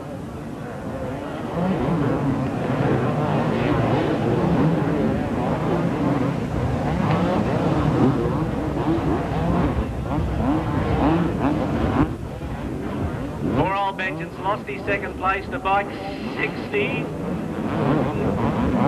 Jason Marshall, who now has the task of chasing after Jeff Leask, the Australian motocross champion. Marshall's doing a pretty good job here at the moment. On the only non-Japanese bike in the field. Looks to be a little bit soft in the suspension, but he's doing a good job with the thing, just cruising through those stutter bumps.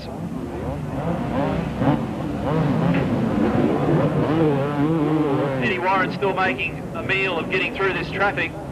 He's given away more than the length of the back straight to Jeff Leask. He couldn't afford to do that. He got really boxed up badly on the start. Now he starts to work his way through.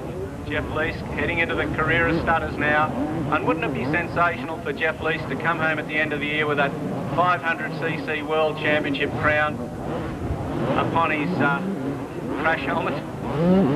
But it'd be great to get the double up, Neil, if Leask won the 500cc Motocross Championship, Dak won the 250, and one of the road races, Wayne Gardner, so it'd be more like a triple up. It'd be a triple up. So there's a big chance of Australians being world champions in 3 different categories of motorcycling this year.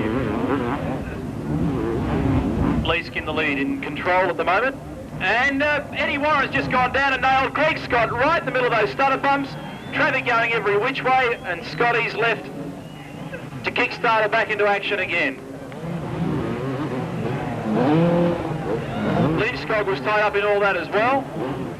Eddie Warren back in 5th place. He didn't seem to lose too much time there when he went down with Greg Scott.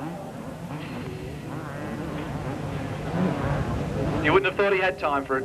Stephen Maguire on bike number 11 coming through the pack again after recovering from the tangle of traffic. I guess if anything, Eddie Warren was able to make a couple of placings after they all went every which way and broke the tapes down there. He's gone from 4th last to 5th. Rodney Hamilton still lurking around there in 3rd at the moment. Ben Parisi in 4th place, bike 96, and then Eddie Warren. Well, this is almost a carbon copy of what happened to Eddie Warren last week. He did brilliantly well in the heats. Then when he got to the finals, things started to go wrong. But in this case, he's done it in the semi-final, so at least he's got a chance to rectify himself for the grand finale. And remembering that the first 10 riders in this event will go straight to the final, so he's safe in terms of a place in the final. He's getting plenty of air over those jumps down the back straight, Neil. Last week, I think he was wishing he was back at Detroit working on the Edsel production line. But there's no drama this week for Fast Eddie, despite a bit of a fumble there mid-race. It's interesting to watch the way that Jeff Leask tackles the stutter bumps at the end of the pit straight, the main straight here. He's now starting to carve such a quick line through them, it's hardly slowing his speed at all. He's got a little less than a lap to go, and Fast Eddie now gets the blue as well, and between him there are too many riders. He's got Jason Marshall to deal with, Ben Parisi, and Rodney Hamilton. Fast Eddie Warren with E on his green bike. Kawasaki West Entry heading down towards the back straight there where the pits are, and this is the part of the circuit he likes. Plenty of air up there. He won't be too concerned. He knows he's got a spot in the final. Checkered flag at the ready now for Jeff Leask, and we'll see what sort of a time he can produce. It may even be fractionally quicker than Glenn Bell's. Flag comes out and Leask acknowledges a fine win. Give him a round of applause for an excellent exhibition of world-class motocross. And in 2nd place, bike number 60. It's been a very good ride from him as well. Jason Marshall doing a great job on the Kajiva. 5:45 was the time for Glenn Bell, and the time for Jeff Leask was 5:42.8, so marginally quicker than Bell. Rodney Hamilton was next. We also had Ben Parisi in there, and Fast Eddie Warren came across the line and secured a place in the final. Set to go with the non-qualifiers race. And away they go down to the first left-hander. And it's a tight squeeze as they get in there. We've got one down and one back at the start. You could throw a blanket over the rest of them. Up and down they go. It's hard to tell who's out in the lead. Looks like Steele on 34. The flag's waving, but I think they're through there clear and working their way over to the back straight. Steele on the hill, over the big ones on the back chute. I can't read if that's 34 or 38. Down towards the back of the track, we've got only half a lap down. The field's slowly starting to spread themselves out. The crashed riders all back up and A-OK. So the leader has really bolted here. She heads down to the right-hander through there. 38, your race leader, as he comes heading up to the top end of the circuit. We'll pick him up for you as he comes down the start, or the home finishing straight here, and just look at the lead he's got. As he comes up to the Diplomat International jump here. It is bike 39. David Ellis on the Yamaha over the stud as he goes. 93 back there in second over the Diplomat tabletop. He went with plenty of style. And that's Shearer back in third on bike number 31. Some of the slow riders still over the career stud as they go. We've got one rider off the track. As he enters again, a group of riders here over the Diplomat International tabletop. That's where the riders, officials and commentators stay. That's the Diplomat. But the race leader certainly cleaning house in this one. Oh, he's bottomed it right on top of the jump over there. Start the... Things are getting a bit close over there. Or did he wait for his buddy? Ellis dropping back through the pack now. 93 out there in the lead now. Well, it was, because Ellis has come back again looking for the lead, and has got it now on the inside. And we've really closed it up here at the front. It's Ellis, Bannister and bike 31. A Shearer. There your first three. Oh, one of them's down. Second place rider has gone down, and that has put Ellis at least with a little bit of a lead now. Some breathing space over Shearer on bike number 31. That was Paul Bannister, the fallen rider. He's on bike number 93. He was in second place at the time. Back up and going, and over the Diplomat he goes. But the gap out the front between Ellis and Shearer is closing all the time. I'm not sure. Ellis might think that he's got a bit more of a gap, but I tell you what, Shearer is not going to give up until this checkered flag drops. Great scrap also for third as Steele holds down that spot, but he's under a little bit of assault here as they come up.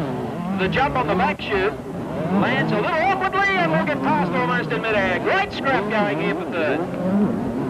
Not as many casualties as expected in this one, and it's Shearer and Ellis side by side. Oh, he's gone. He's down. He met the dirt in a hard way. That was bike 39. Ellis Shearer is high and sky now on bike 31 through the career stud as he goes.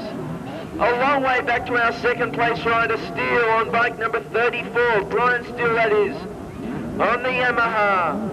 Central Coast Motorcycles is his sponsor. The race leader over the Diplomat tabletop. 2 laps remaining. Shearer, the race leader, on bike number 31. And clearing right out. Just look at the gap that he has opened up over our second and third place riders as they make their way down the back straight. About a lap and a half still remaining in this A, B and C non-qualifiers race. Along the back chute, and still Shearer in front by a country mile.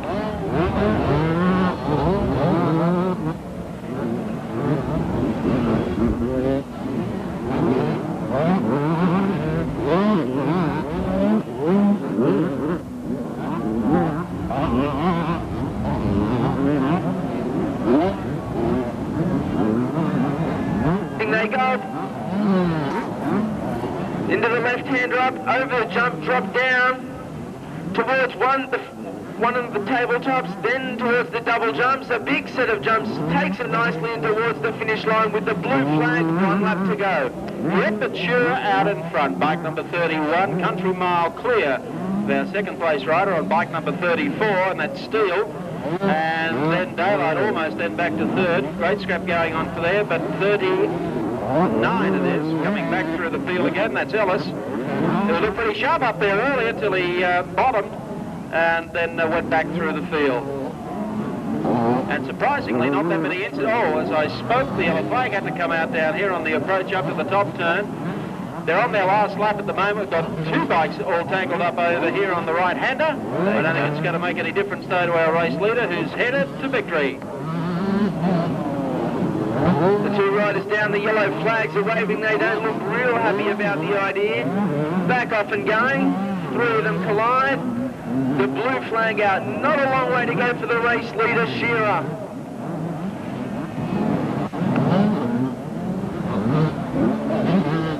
One tabletop to go, then the set of doubles. Here he comes. Put your hands together over the tabletop.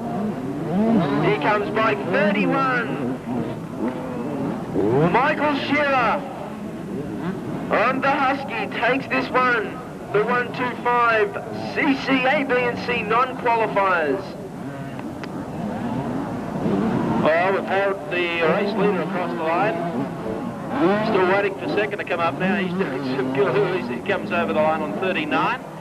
And that wasn't a bad finish from Ellis, and finishing back there in third was still on bike number 34. So much for the A, B and C non-qualifiers. Hot in the earlier heats, the lights are flashing, they're off and racing. The 80cc machines are gunning it down the first straight, and as expected, bike 52 Ashkenazi a bit sideways.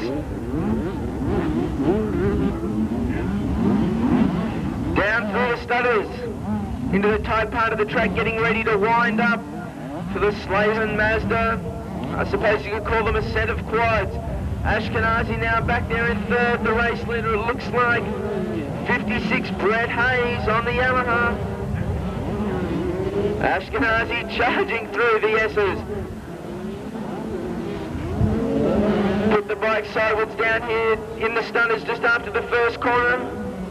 Relegated back to third, he's making his way up through the field as he did earlier in the race, and there he goes into first place, our second place rider. Sorry, bike 58 Mark Turl again up there with the front runners. 25 in, sorry, bike 4 Glenn Smith back there as well, so it's Ashkenazi out there in the lead, Turl in second, Smith in there in third. Ashkenazi comes down over the Diplomat tabletop with plenty of air, as does 58 Turl. Smith on bike number 4, 29 Jamie Hansen back there in fourth, followed by the Yamaha and Peter Locock. Ashkenazi and Turl, as they did in the previous races, virtually side-by-side racing. This is where Ashkenazi starts to pull away over the Slaven set of jumps. Does it nicely, selecting for the low, speedier jump where Turl just likes to get up in the air and get that bike sideways. Ashkenazi, though, looking the goods so far. 3 laps to go.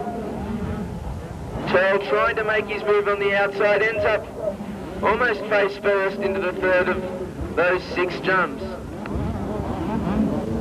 Ashkenazi out in front, increasing that lead all the time. Boys, he got some style here tonight. Oops! One's got sideways almost a head on her there on the back chute. Here's Ashkenazi coming across the jumps over the Diplomat International tabletop. Bike number 52. 58 still runs second, but Ashkenazi has got this one almost parcelled up with about 2.5 laps still to run. Right through the rider into the right, that was Glenn Smith. Still managed to hold on to his third place position from Jamie Hansen on 29. Towards the Slaven set of jumps they go. Ashkenazi over the first 2, over the second 2. Not a falter.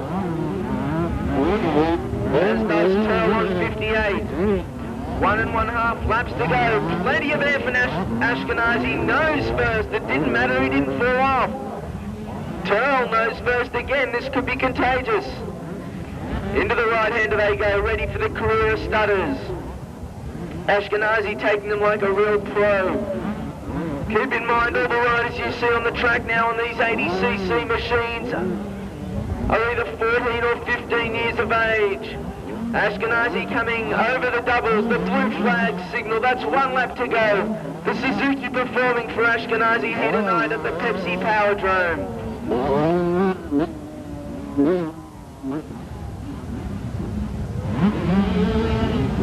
Ashkenazi with a big lead at this stage, and our flagman Graham Stewart with those very tight-fitting white pants and red top, looking sensational out there waving the blue flag. Ashkenazi now on his final lap, and he has not let out of the throttle since the race started. They've been that lead all the time, and it's not going to make any difference. He's going to win this one by daylight, or if we could find some. But he is going to do it very easy. Ashkenazi through that Slaven right-hander over the career of stutters.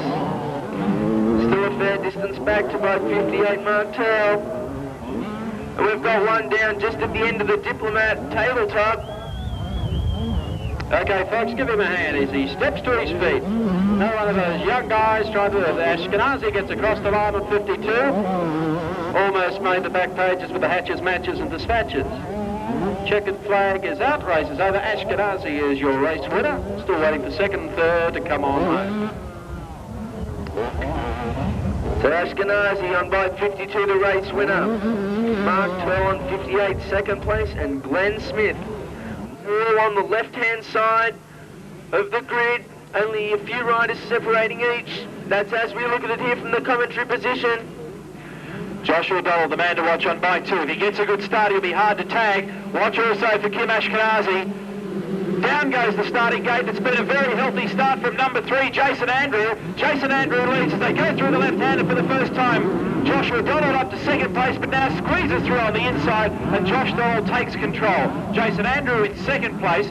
Number 51 battling in there for third at the moment as half the field's come down in the middle of the stutter bumps. Lost about 3 or 4 riders in there. 4 in total with the yellow flags flying. Meanwhile, Joshua O'Donnell continues to lead with about 3 or 4 bike lengths over Jason Andrew on the back part of the course. Number 29's the only rider that's been left down there and stuck. And coming unstuck all over the course at the moment. And Jamie Hansen was the one that was left out of shape in the stutter bumps. Donald, Andrew, Lehman, and Ashkenazi, the 4 front runners in the field. Back there, fifth bike 53, Paul Davis. Slowly creeping up on Ashkenazi. On bike 52, back there in fourth, but Josh Donald over the Diplomat International. We've lost one of the Suzuki riders in the middle of the pack down there as well, just prior to the career stutter bumps. That was 15 by the look of it, Troy Killedy. Troy's had a bit of bad luck, but Joshua Donald continues to lead. YZ 125 mounted motorcycles entry. And he's pulling away a little bit from Jason Andrew, who's getting plenty to think about at the moment from the Honda race. And that's Justin Lehman by the look of it on bike number 30, the CR125. Justin just closing in a little bit at the moment. Those 3 riders pulling away from the pack with Kim Ashkenazi in fourth, having made a fairly average sort of a start, now getting a clear run in hot pursuit. Funny as it may seem, bike number 4. Glenn Smith back in the pack just a little bit. He's running 6th on the track. He was up there running elbow to elbow with Donald and Andrew in the earlier heats. So let's just see in this 4-lap race if he can slowly make his way through the field. We've got 2 down. It's half race distances. Josh Donald goes over the Diplomat tabletop, followed by Jason Andrew, Justin Lehman and Kim Ashkenazi. 53 and down a lap is Paul Davies on the Kawasaki. 83 on the Suzuki, the next guy through. That's Rob Jones. Then number 4, Glenn Smith. And a few acts of Supercross atrocity occurring over the back there on those jumps.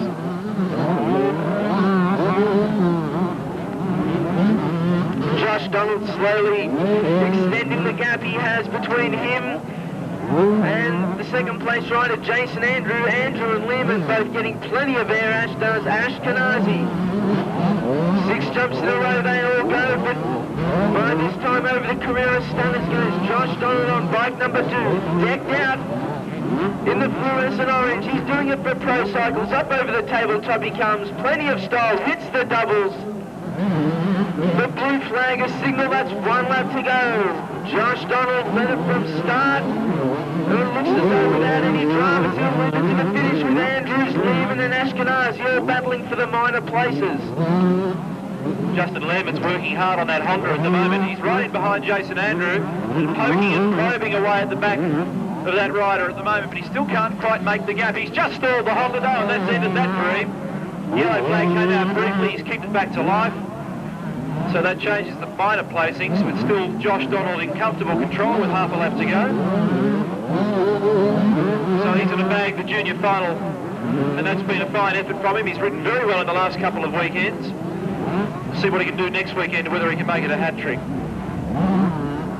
Josh Donald on 2. On 3 behind him is Jason Andrew. And moving to third place, in fact having a lash for second could be Kim Ashkenazi. The checkered flag coming out though. And it's going to be a fine win to Joshua Donald. The scrap off for second here. It could be close as Donald takes the flag. Here's Jason Andrew. He cops a lunge from Kim Ashkenazi, but Ashkenazi can't quite get up, and the Suzuki rider settles for third place. Good ride from both the youngsters. Justin Lehrman was next on the Honda. So the juniors, as always, turning on a good show for us. Start. Great start from Fast Eddie Warren as he hooks down to turn number 1 on the Kawasaki. Elliott on the outside on the Suzuki, and he runs handlebar to handlebar with the American, but now Elliott drops back to about 4th place, and Mark Kirkman moves to 2nd. A great start from Warren. Kirkman in 2nd place, can't quite pick the next rider up. All sorts of commotion in the middle of the pack at the moment. We've got a neat old traffic jam there. I hope they've paid their parking fines. We've dumped about 4 or 5 riders, if not more, in that pack, and Fast Eddie Warren disappears in control on the KX125, making amends for last week where he had to chase Mark Kirkman, who's 2nd. Mark Kirkman chasing after Fast Eddie Warren, and if anyone can do it, it's Kirkman. They're on the Suzuki, 3 or 4 lengths behind Eddie Warren, and we've got one rider down on the back of the circuit. As Eddie Warren comes round for the first lap, 7 to go. Mark Kirkman in 2nd place, bike number 48 3rd, Adam Snedden 23 4th, that would be Elliott. And poor old Mark Kirkman can't make any impression on Eddie Warren. A reverse of last week's event. Oh, and Eddie has a big land on the front wheel there.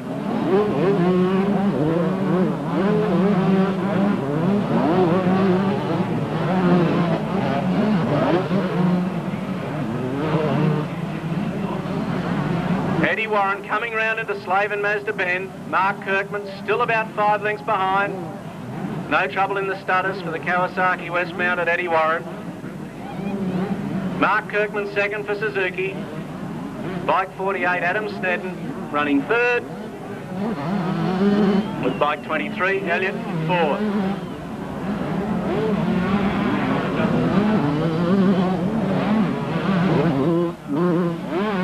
Matthew Mladen back in 5th place for Yamaha on bike 25. Let's see what Eddie Warren can produce this time over the Slave and Mazda quads and see whether he can get this KX really hooking. He takes 3 at a time. The guy gets plenty of air on that little machine. Mark Kirkman a little more conservative, 2 at a time, but he's still in a comfortable 2nd place and he's doing a great job at the moment.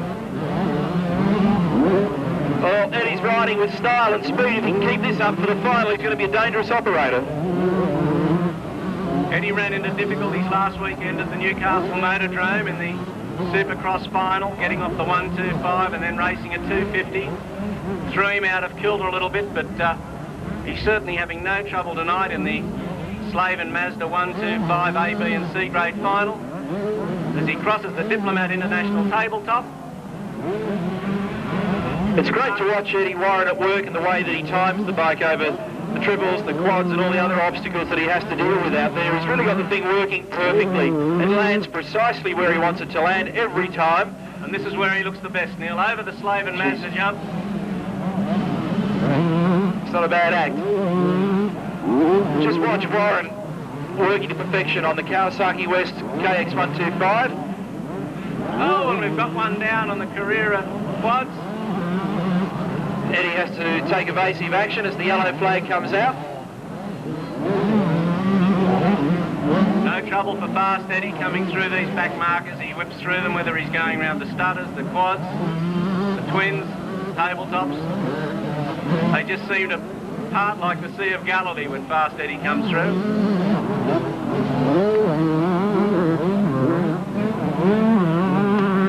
Mark Kirkman still holding down that 2nd place, but not getting as close as he was last weekend to Fast Eddie. And bike 48 Adam Snedden in 3rd, bike 23 Elliott 4th, and bike 25 Matthew Mladen 5th.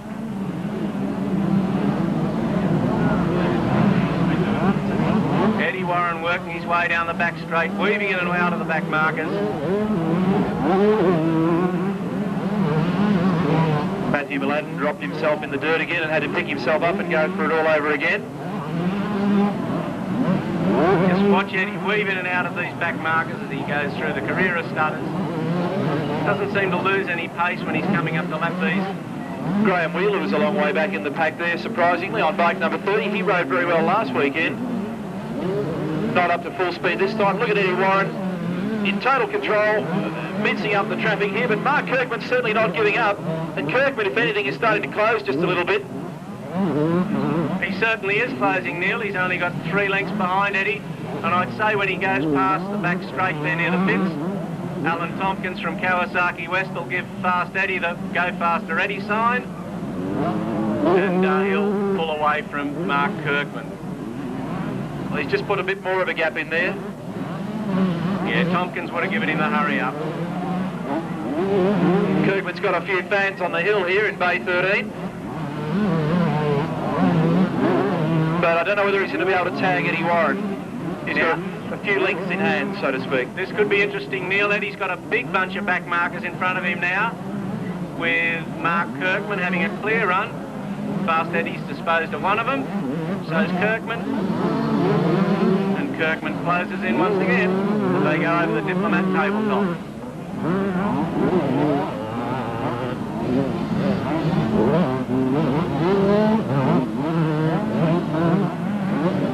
Fast Eddie heading down to the back section of the circuit, where he gets plenty of air, whether there's a slow rider next to him or not.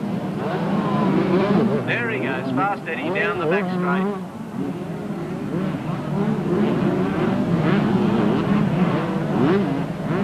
Poetry and motion on the Kawasaki West Green machine.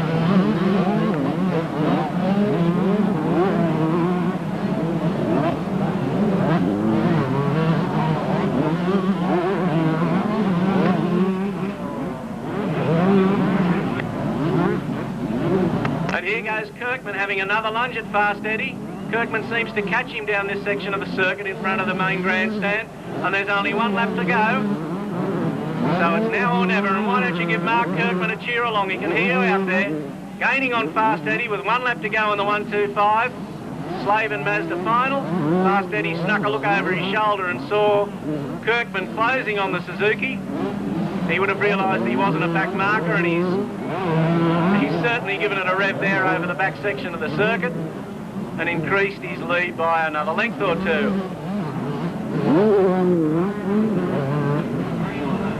Oh, and Kirkman having a heavy landing on the front wheel there. Still a chance if Fast Eddie gets screwed up by a lap rider. Kirkman into the stutters there. Handles them quite well on his 125 Suzuki.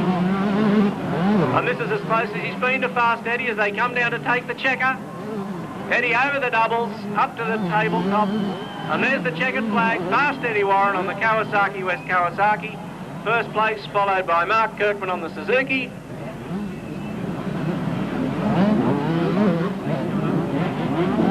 So Fast Eddie Warren from Detroit in the United States takes out the Slave and Mazda. All in with a chance. They're in the hands of the starter. Ready to go racing, and they're away. Whole shot going to bike 22. Young Ian Cunningham from Goulburn flashes into the whole shot and disappears into the lead as some of the back markers take a tumble. Bike 66 could be the one to watch in this one. He's on the Kawasaki, doing it for Kawasaki West. Anthony Govert. He's one of the hot young 80cc riders right now in the country, and I think that's him in there, 2nd place right now. Over the doubles, he flew, but he can't catch up to our race leader as yet. That's Ian Cunningham. Gobert in 2nd. The field nicely spread by 27, Shane Hunt. Back there in 3rd. 4 laps the distance. And young Ian Cunningham, a local from Goulburn, give him plenty of encouragement as he goes past your vantage point. This guy's got plenty of ability. They're only 12 and 13 years of age, these kids, and they're the stars of tomorrow. Cunningham with bike 66, closing in. Anthony Govert Could be a worry for Cunningham. He's right on his back wheel. Gobert riding for Kawasaki West. Oh, and Gobert spears himself out wide there to get a run down towards the back part of the circuit, but it doesn't come off and drops back 5 or 6 lengths. Ian Cunningham still leading the pack down the back pit end of the circuit. Anthony Gobert having another lunge at him. He's picked up 3 or 4 lengths. I don't think he'll try that wide line again. Into the quads they go, and the little 80cc bikes disappear in those quads. And here goes Gobert into the stutters, the Carrera stutters, closing in on Cunningham. Cunningham and Gobert almost side by side as they head down the main straightaway here. Half race distance when they hit the Diplomat International tabletop. Gobert flying through the air, and here he comes up onto Cunningham as they go through the stutters once again. They hit the left hand of all the track deniers, just been rearranged by track curator Mark Pace. In the Husky, Paul Grant back in 3rd place with Richie Hardman, bike 37 in 4th. But they're no match for the leaders. The gap Gobert and Cunningham have opened up. Gobert and Cunningham running wheel to wheel here at the Pepsi Powerdrome, and it's not the first time these kids have raced this close together. Oh, and there he goes, into the lead. Anthony Gobert on the Kawasaki West machine. Passes Cunningham down there in the Carrera quads.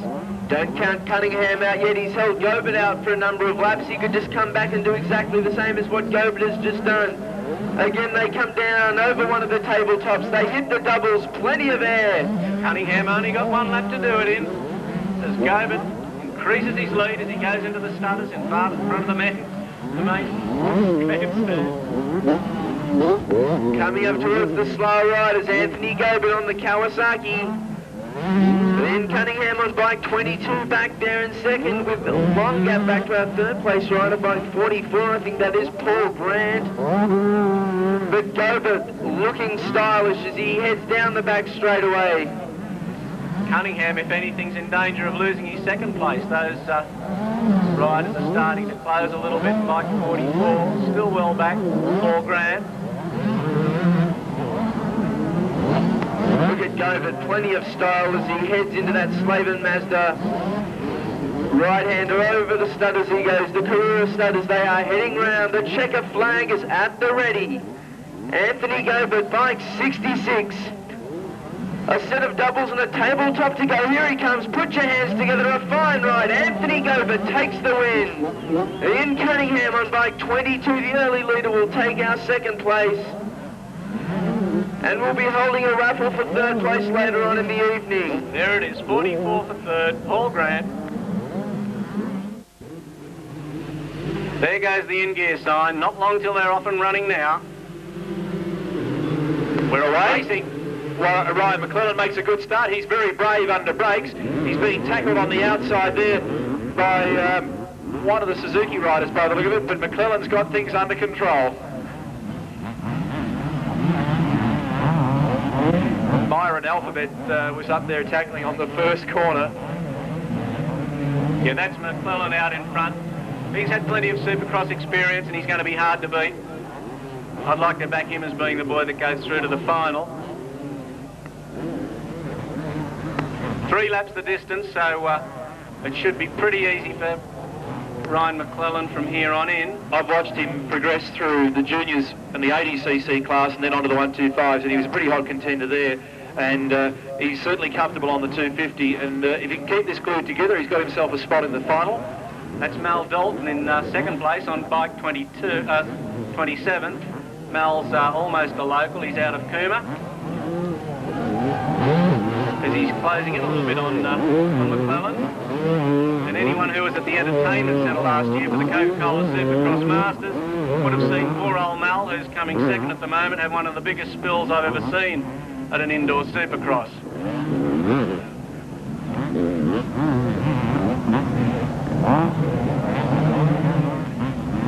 Down the back straight they go. Ryan McClellan comfortably in the lead,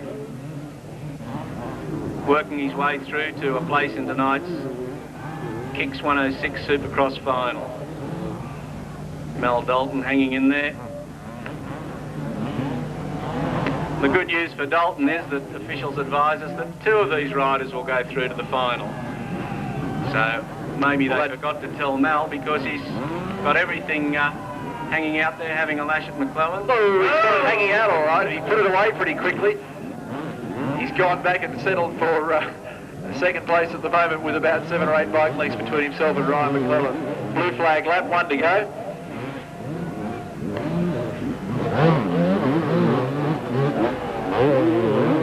Bike 26 Smythe, the other chance to get through, currently in 3rd place, but well back at the moment. But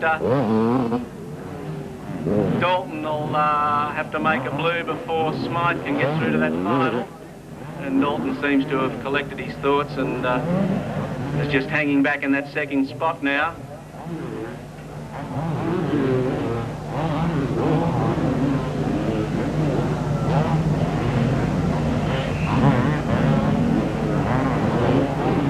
Ryan McClellan through Slave and Mazda Bend and into the Stutters. Comfortably leading the Phantom. 2nd last chance qualifier, with hopes of going through to tonight's main. And all he's got to do now is potter over the doubles, heading up to the Diplomat tabletop, and he chases the checkered flag. McClellan goes through to the final. So does Mel Dalton from Cooma. And poor old Craig Smythe, he just misses out. Just holding the riders now. The lights are flashing. The Slave and Mazda start line. We're ready for a start. The 20-lap final's about to get underway. That's a good clean start. Fast Eddie Warren goes to the lead. Then Greg Scott in 2nd place on the Yamaha. And Eddie Warren will lead the pack. There's Scotty on the inside, and Scotty takes the lead. Brilliant bit of riding from the young rider on the Pro Cycles Yamaha. And Greg Scott, the aerial maniac, takes control on bike number 5. Fast Eddie Warren in 2nd. Jeff Leask, the flying Freckle, in 3rd place. And right behind him at the moment on bike number 1 and getting a bit out of shape was Glenn Bell. Great start by the top riders as they make their way down the back for the first time. And look at Greg Scott, riding like a man possessed, putting plenty of bike lengths into the rest of the field as he comes back to the infield. To the right-hander towards the Carrera Stutter Bums. Greg Scott on 5. Fast Eddie Warren on the Kawasaki E. Then Jeff Leask, and have a go at the way Glenn Bell's riding here on the outside. He's really putting some power down. Then we've got Peter Melton, a gap back to Dale Britton, then David Armstrong and Lyndon Heffernan. A great field of riders coming through the left-hander and up towards the Diplomat International tabletop. It's Greg Scott on 5. Fast Eddie Warren on the Kawasaki. Jeff Leask in 3rd. Then Glenn Bell. Then Peter Melton. Then Dale Britton. Then David Armstrong. Lyndon Heffernan. Stephen Andrew. 96 is Ben Parisi. And number 11, Stephen McGuire. That's the top 10 riders for you at the end of lap number 1. Phil Harrison, a great start. Fantastic result here for young Greg Scott, who's really going to have to work hard to keep Fast Eddie Warren off his tail. But if anyone can do it, it's young Greg. He's got a heart bigger than Farlap. He's been down plenty of times before, but he just would be having a ball out in front of Fast Eddie Warren. There he goes, Greg Scott for Pro Cycles Yamaha, bike number 5, into the Slave and Mazda right-hander and onto the Stutters with Fast Eddie Warren for Kawasaki West, going through the Stutters and having a lunge at poor old Greg Scott, who moved over and closed him out. As they Look at this. Here comes Jeff Leask. He's on the attack at the moment. This is going to be a sensational final, ladies and gentlemen, and give these riders a cheer. We've got Greg Scott on 5, and he's working hard at the moment to keep Eddie Warren at bay. Right behind him is Jeff Leask. 3 riders battling for the lead for the Kicks 106 Music FM finale. If you want an Aussie to win this, give a cheer to Greg Scott as he heads down the back part of the circuit, down the pit section of the track, and gets plenty of air over the Slave and Mazda jump with Fast Eddie Warren, dropping back a little bit, if anything, from the last lap.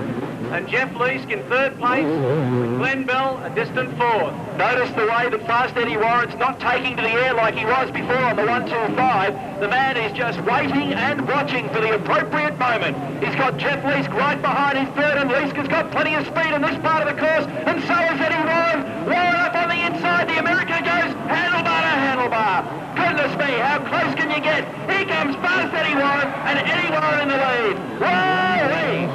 Go for it, Fast Eddie. He's cooking on that Kawasaki. Jeff Leask now closing in on Greg Scott. Greg seemed to falter a little bit when Eddie went past. He got a bit of a shock and lost his momentum. And Jeff Leask closing now on the Pro Cycles rider, bike number 5, Greg Scott. 2 show ponies out in front, but they're not stooging around. Whoa, look at the way. Fast Eddie Warren that time. sensational bit of motocross riding. And now here comes Jeff Lees, who's in 31 second badly at the moment from Greg Scott. And isn't he working hard for it? But you cannot take anything away from the Pro Cycles rider Greg Scott. He's sitting in second, he's working his backside off at the moment, and this is a real career result for Greg Scott.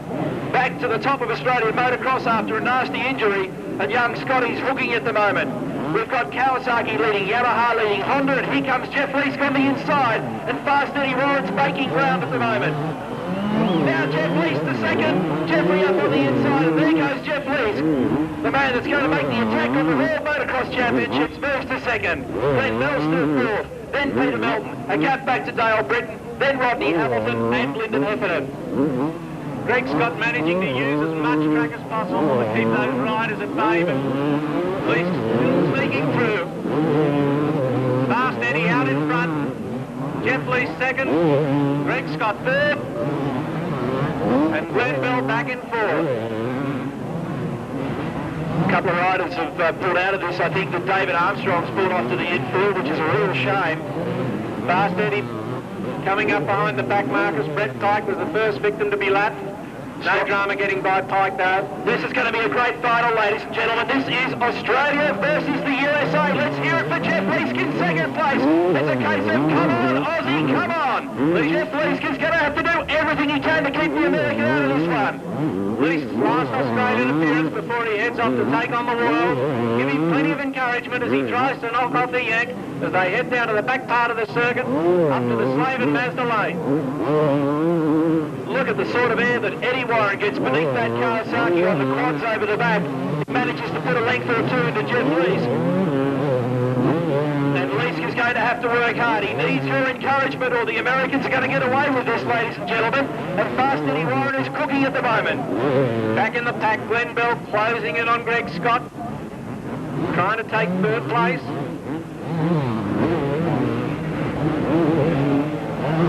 Let's watch Jeffrey Lees at work. Last weekend it was Jeff Lees the victor. Craig back to second and Glenn Bell was third.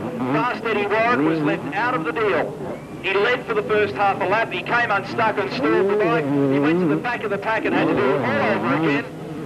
And now the tables have been reversed. I don't want some slower traffic though. Glenn Poole's the next rider he has to deal with, and that's going to be hard.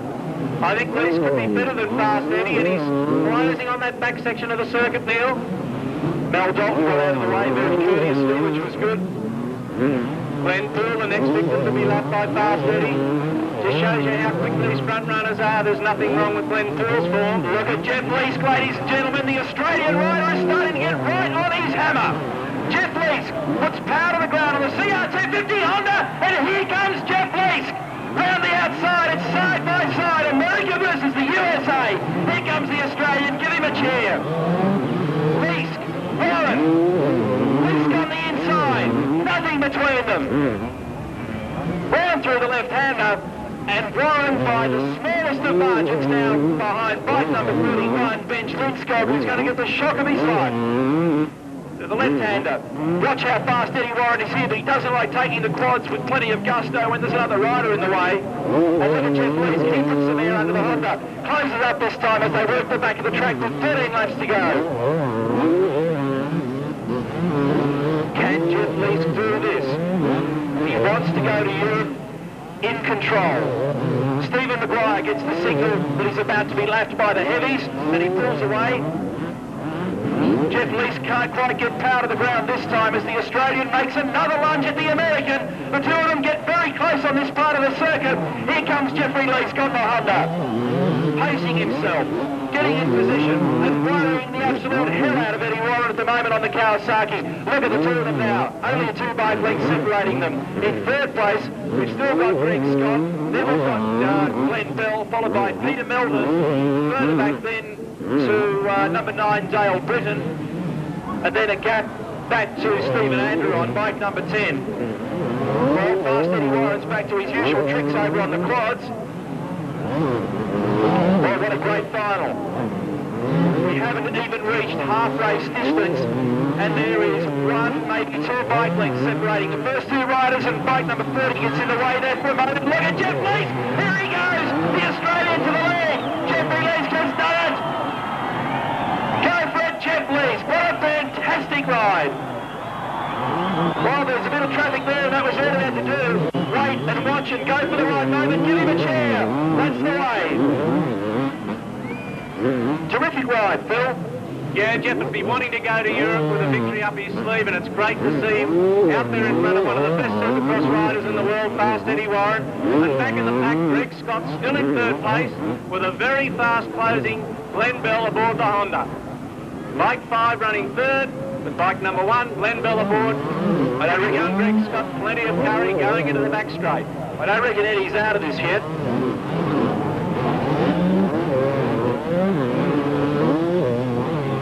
Can Fast Eddie Warren respond? He cracks the Kawasaki down through the stutter bumps. Leask is very fast on this part of the course. Team Honda versus Team Kawasaki. Australia versus the USA. Australia in control at the moment with Jeff Leask at the helm. And back in the pack, Glenn Bell right on the tail of Greg Scott as they come round in front of the spectator stand. Greg Scott over the doubles and onto the tabletop, the Diplomat tabletop, with Glenn Bell giving him plenty of chase down the spectator straight. Dean Burt pulling out of the way. Look at Eddie Warren throwing that Kawasaki at the road. Doing everything within his power to try and tag Jeff Leask, but he's running hot. He's a very real chance to win the World Championship in 1989, and he wants to go to Belgium with plenty of confidence and plenty of fitness on his side. We've reached half race distance, 10 down, 10 left to go. About another 10 minutes of frantic Supercross to conclude tonight's program, and all of the action being brought to you by Kicks 106, the Music FM.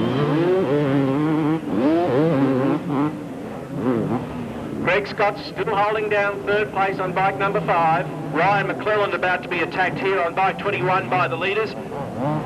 Jeff gets through. Eddie's about to go through. And Jeff's just inching away. Great motocross racing. Another back marker holding Leask up there down the back part of the circuit, and Eddie Warren getting a couple of lengths on him. The back marker's been disposed of, but I think Fast Eddie gained a little bit out of that, Neil, as they had in the Slave and Mazda bend. There's no doubt about that. The Fast Eddie is certainly not out of it. He's getting pit signals. He knows how many laps to go. He knows where Jeff is. He can see plenty of Jeff. They've raced together before. They've raced together in the US, in fact. They know each other's form. They're both very fit. So the order at the moment, J, Leask on the Honda, E, Fast Eddie Warren on the Kawasaki, 5 on the Yamaha, Greg Scott, 1 on the Honda, Glenn Bell. Back markers wires come off, bike number 11. Back markers once again in front of the race leaders as they go over the career stutters. Jeff Leask disposing of one with no sweat. And taking a little bit of an extra lead on Fast Eddie Warren. It was Kirkman that they just passed, and Troy Dorrance in there as well. Yeah, Fast Eddie's lost a bit of ground in the last couple of laps with 6 to go. He's still got a couple of markers, but back markers between him and Leask. And the battle for third and fourth continues. Greg Scott still holding down fourth place on bike 5. With Glenn Bell on bike 1, the Honda, trying everything he can to get past the young Yamaha rider from Pro Cycles. So the battle for first and second continues, and third and fourth are nearly half a lap behind now. They're still going absolutely flat out. Nothing between them. And Glenn Bell's really at a loss at the moment to do something about third place Greg Scott. More back markers for Leask to contend with. Luck of the draw here as they come down in front of the main spectator straight. Leask over the double safely, onto the Diplomat tabletop. He's having a sensational run with the back markers prompted. They seem to be doing the right thing by him. Mal Dalton just waiting for the traffic to go by before he continues. That's a fairly leisurely approach. What about the battle for third? We've still got Greg Scott on 5, followed by Glenn Bell on 1. And Peter Melton's really starting to get into that 8 now on bike number 2. Well, Melton's making the most of the fight in front with the 2 riders there as Glenn Bell goes through for third place. So Glenn Bell takes third now on the Honda. Greg Scott in fourth place, and Peter Melton's going to get him too if he's not too careful. flag being displayed on the back of the course at the moment. Situation's being cleared. Leask with now a very nice lead over Fast Eddie Warren. He's dealt with the traffic very sensibly, and he's got 4 laps to go. Peter Melton closing on Greg Scott as they go into Slave and Master Bend and into the Carrera Stutters.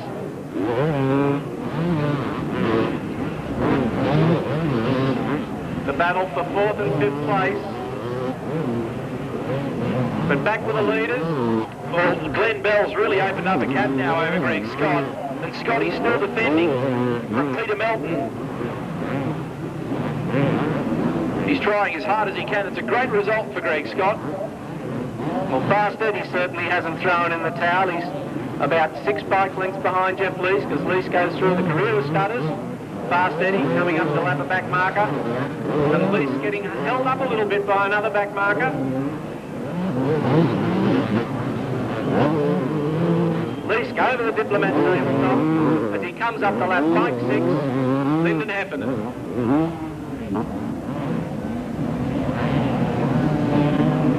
Heffernan not moving over at this stage for Leask. He may not realise that it's the race leader on his tail. And Fast Eddie Warren taking the advantage here. That was all right for Eddie. He got a couple of lengths gain out of that. Leask now past Heffernan. And putting bike 6 between him and second place man Fast Eddie Warren. Peter Melton back there in the battle for 4th and 5th, still giving Greg Scott plenty of curry. Well, Eddie's working away like a craftsman on the back of Leask at the moment. He's not giving up. It looked as though the gap was increasing there for a while. He lost a bit of territory that time. He just went high and wide over the top of that jump. But I tell you what, it's not all over yet, Neil. It's a desperate act from Eddie Warren. He's throwing everything at Jeff Leask. This is certainly not over yet. And look at the way that Fast Eddie Warren throws the Kawasaki in the stutter bumps. They're coming up now to some slower traffic, and they could determine the outcome of this event. But nail-biter of a finish. Leask. Fast Eddie Warren, a huge lead. The Kawasaki rider getting much closer now to the back of the Honda. This one could go right down to the wire. We've still got Glenn Bell in 3rd. We've got Greg Scott in 4th. We've got Peter Melton behind him. But you cannot take your eyes off the leaders at the moment with Leask on J, Warren on E. About 3 bike lengths now, if not a slight bit less. Nothing between them and a bunch of riders in front. This time round they get the blue flag for 1 lap to go. Who's your favourite rider? Jeff Leask or Fast Eddie Warren? What about a cheer for them? It's a great performance. Jeff Leask in the traffic. Eddie Warren behind him. He's in behind Dale Britton. Could Dale Britton play a role in the result here? I don't think Dale realises who's behind him at the moment. And Leask makes a mistake. Eddie Warren gets a little bit closer. Fast Eddie, not the huge leap, but he gets up on the inside now of Dale Britton. There's only 3 bike lengths between them, half a lap to go. Jeff Leask, Fast Eddie Warren. Glenn Bell safely in 3rd. Forget about that for a while, just keep an eye on the lead. We've got about 2 quarters to run towards the stutter bumps. There's 1 rider in front of them. Here comes Fast Eddie. He's got a great burst of speed over Kawasaki. Ladies and gentlemen, put your hands together for both these riders. A brilliant result. Jeff Leask has done it for Australia. Jeff Leask the winner. Jeffrey Leask wins. Fast Eddie Warren takes 2nd. And 3rd placing will go to Glenn Bell on bike number 1 as the guys move down for the presentation. And what a brilliant result. Chip Assault, he leaves tomorrow Australia's #1 motocrosser, Jeff.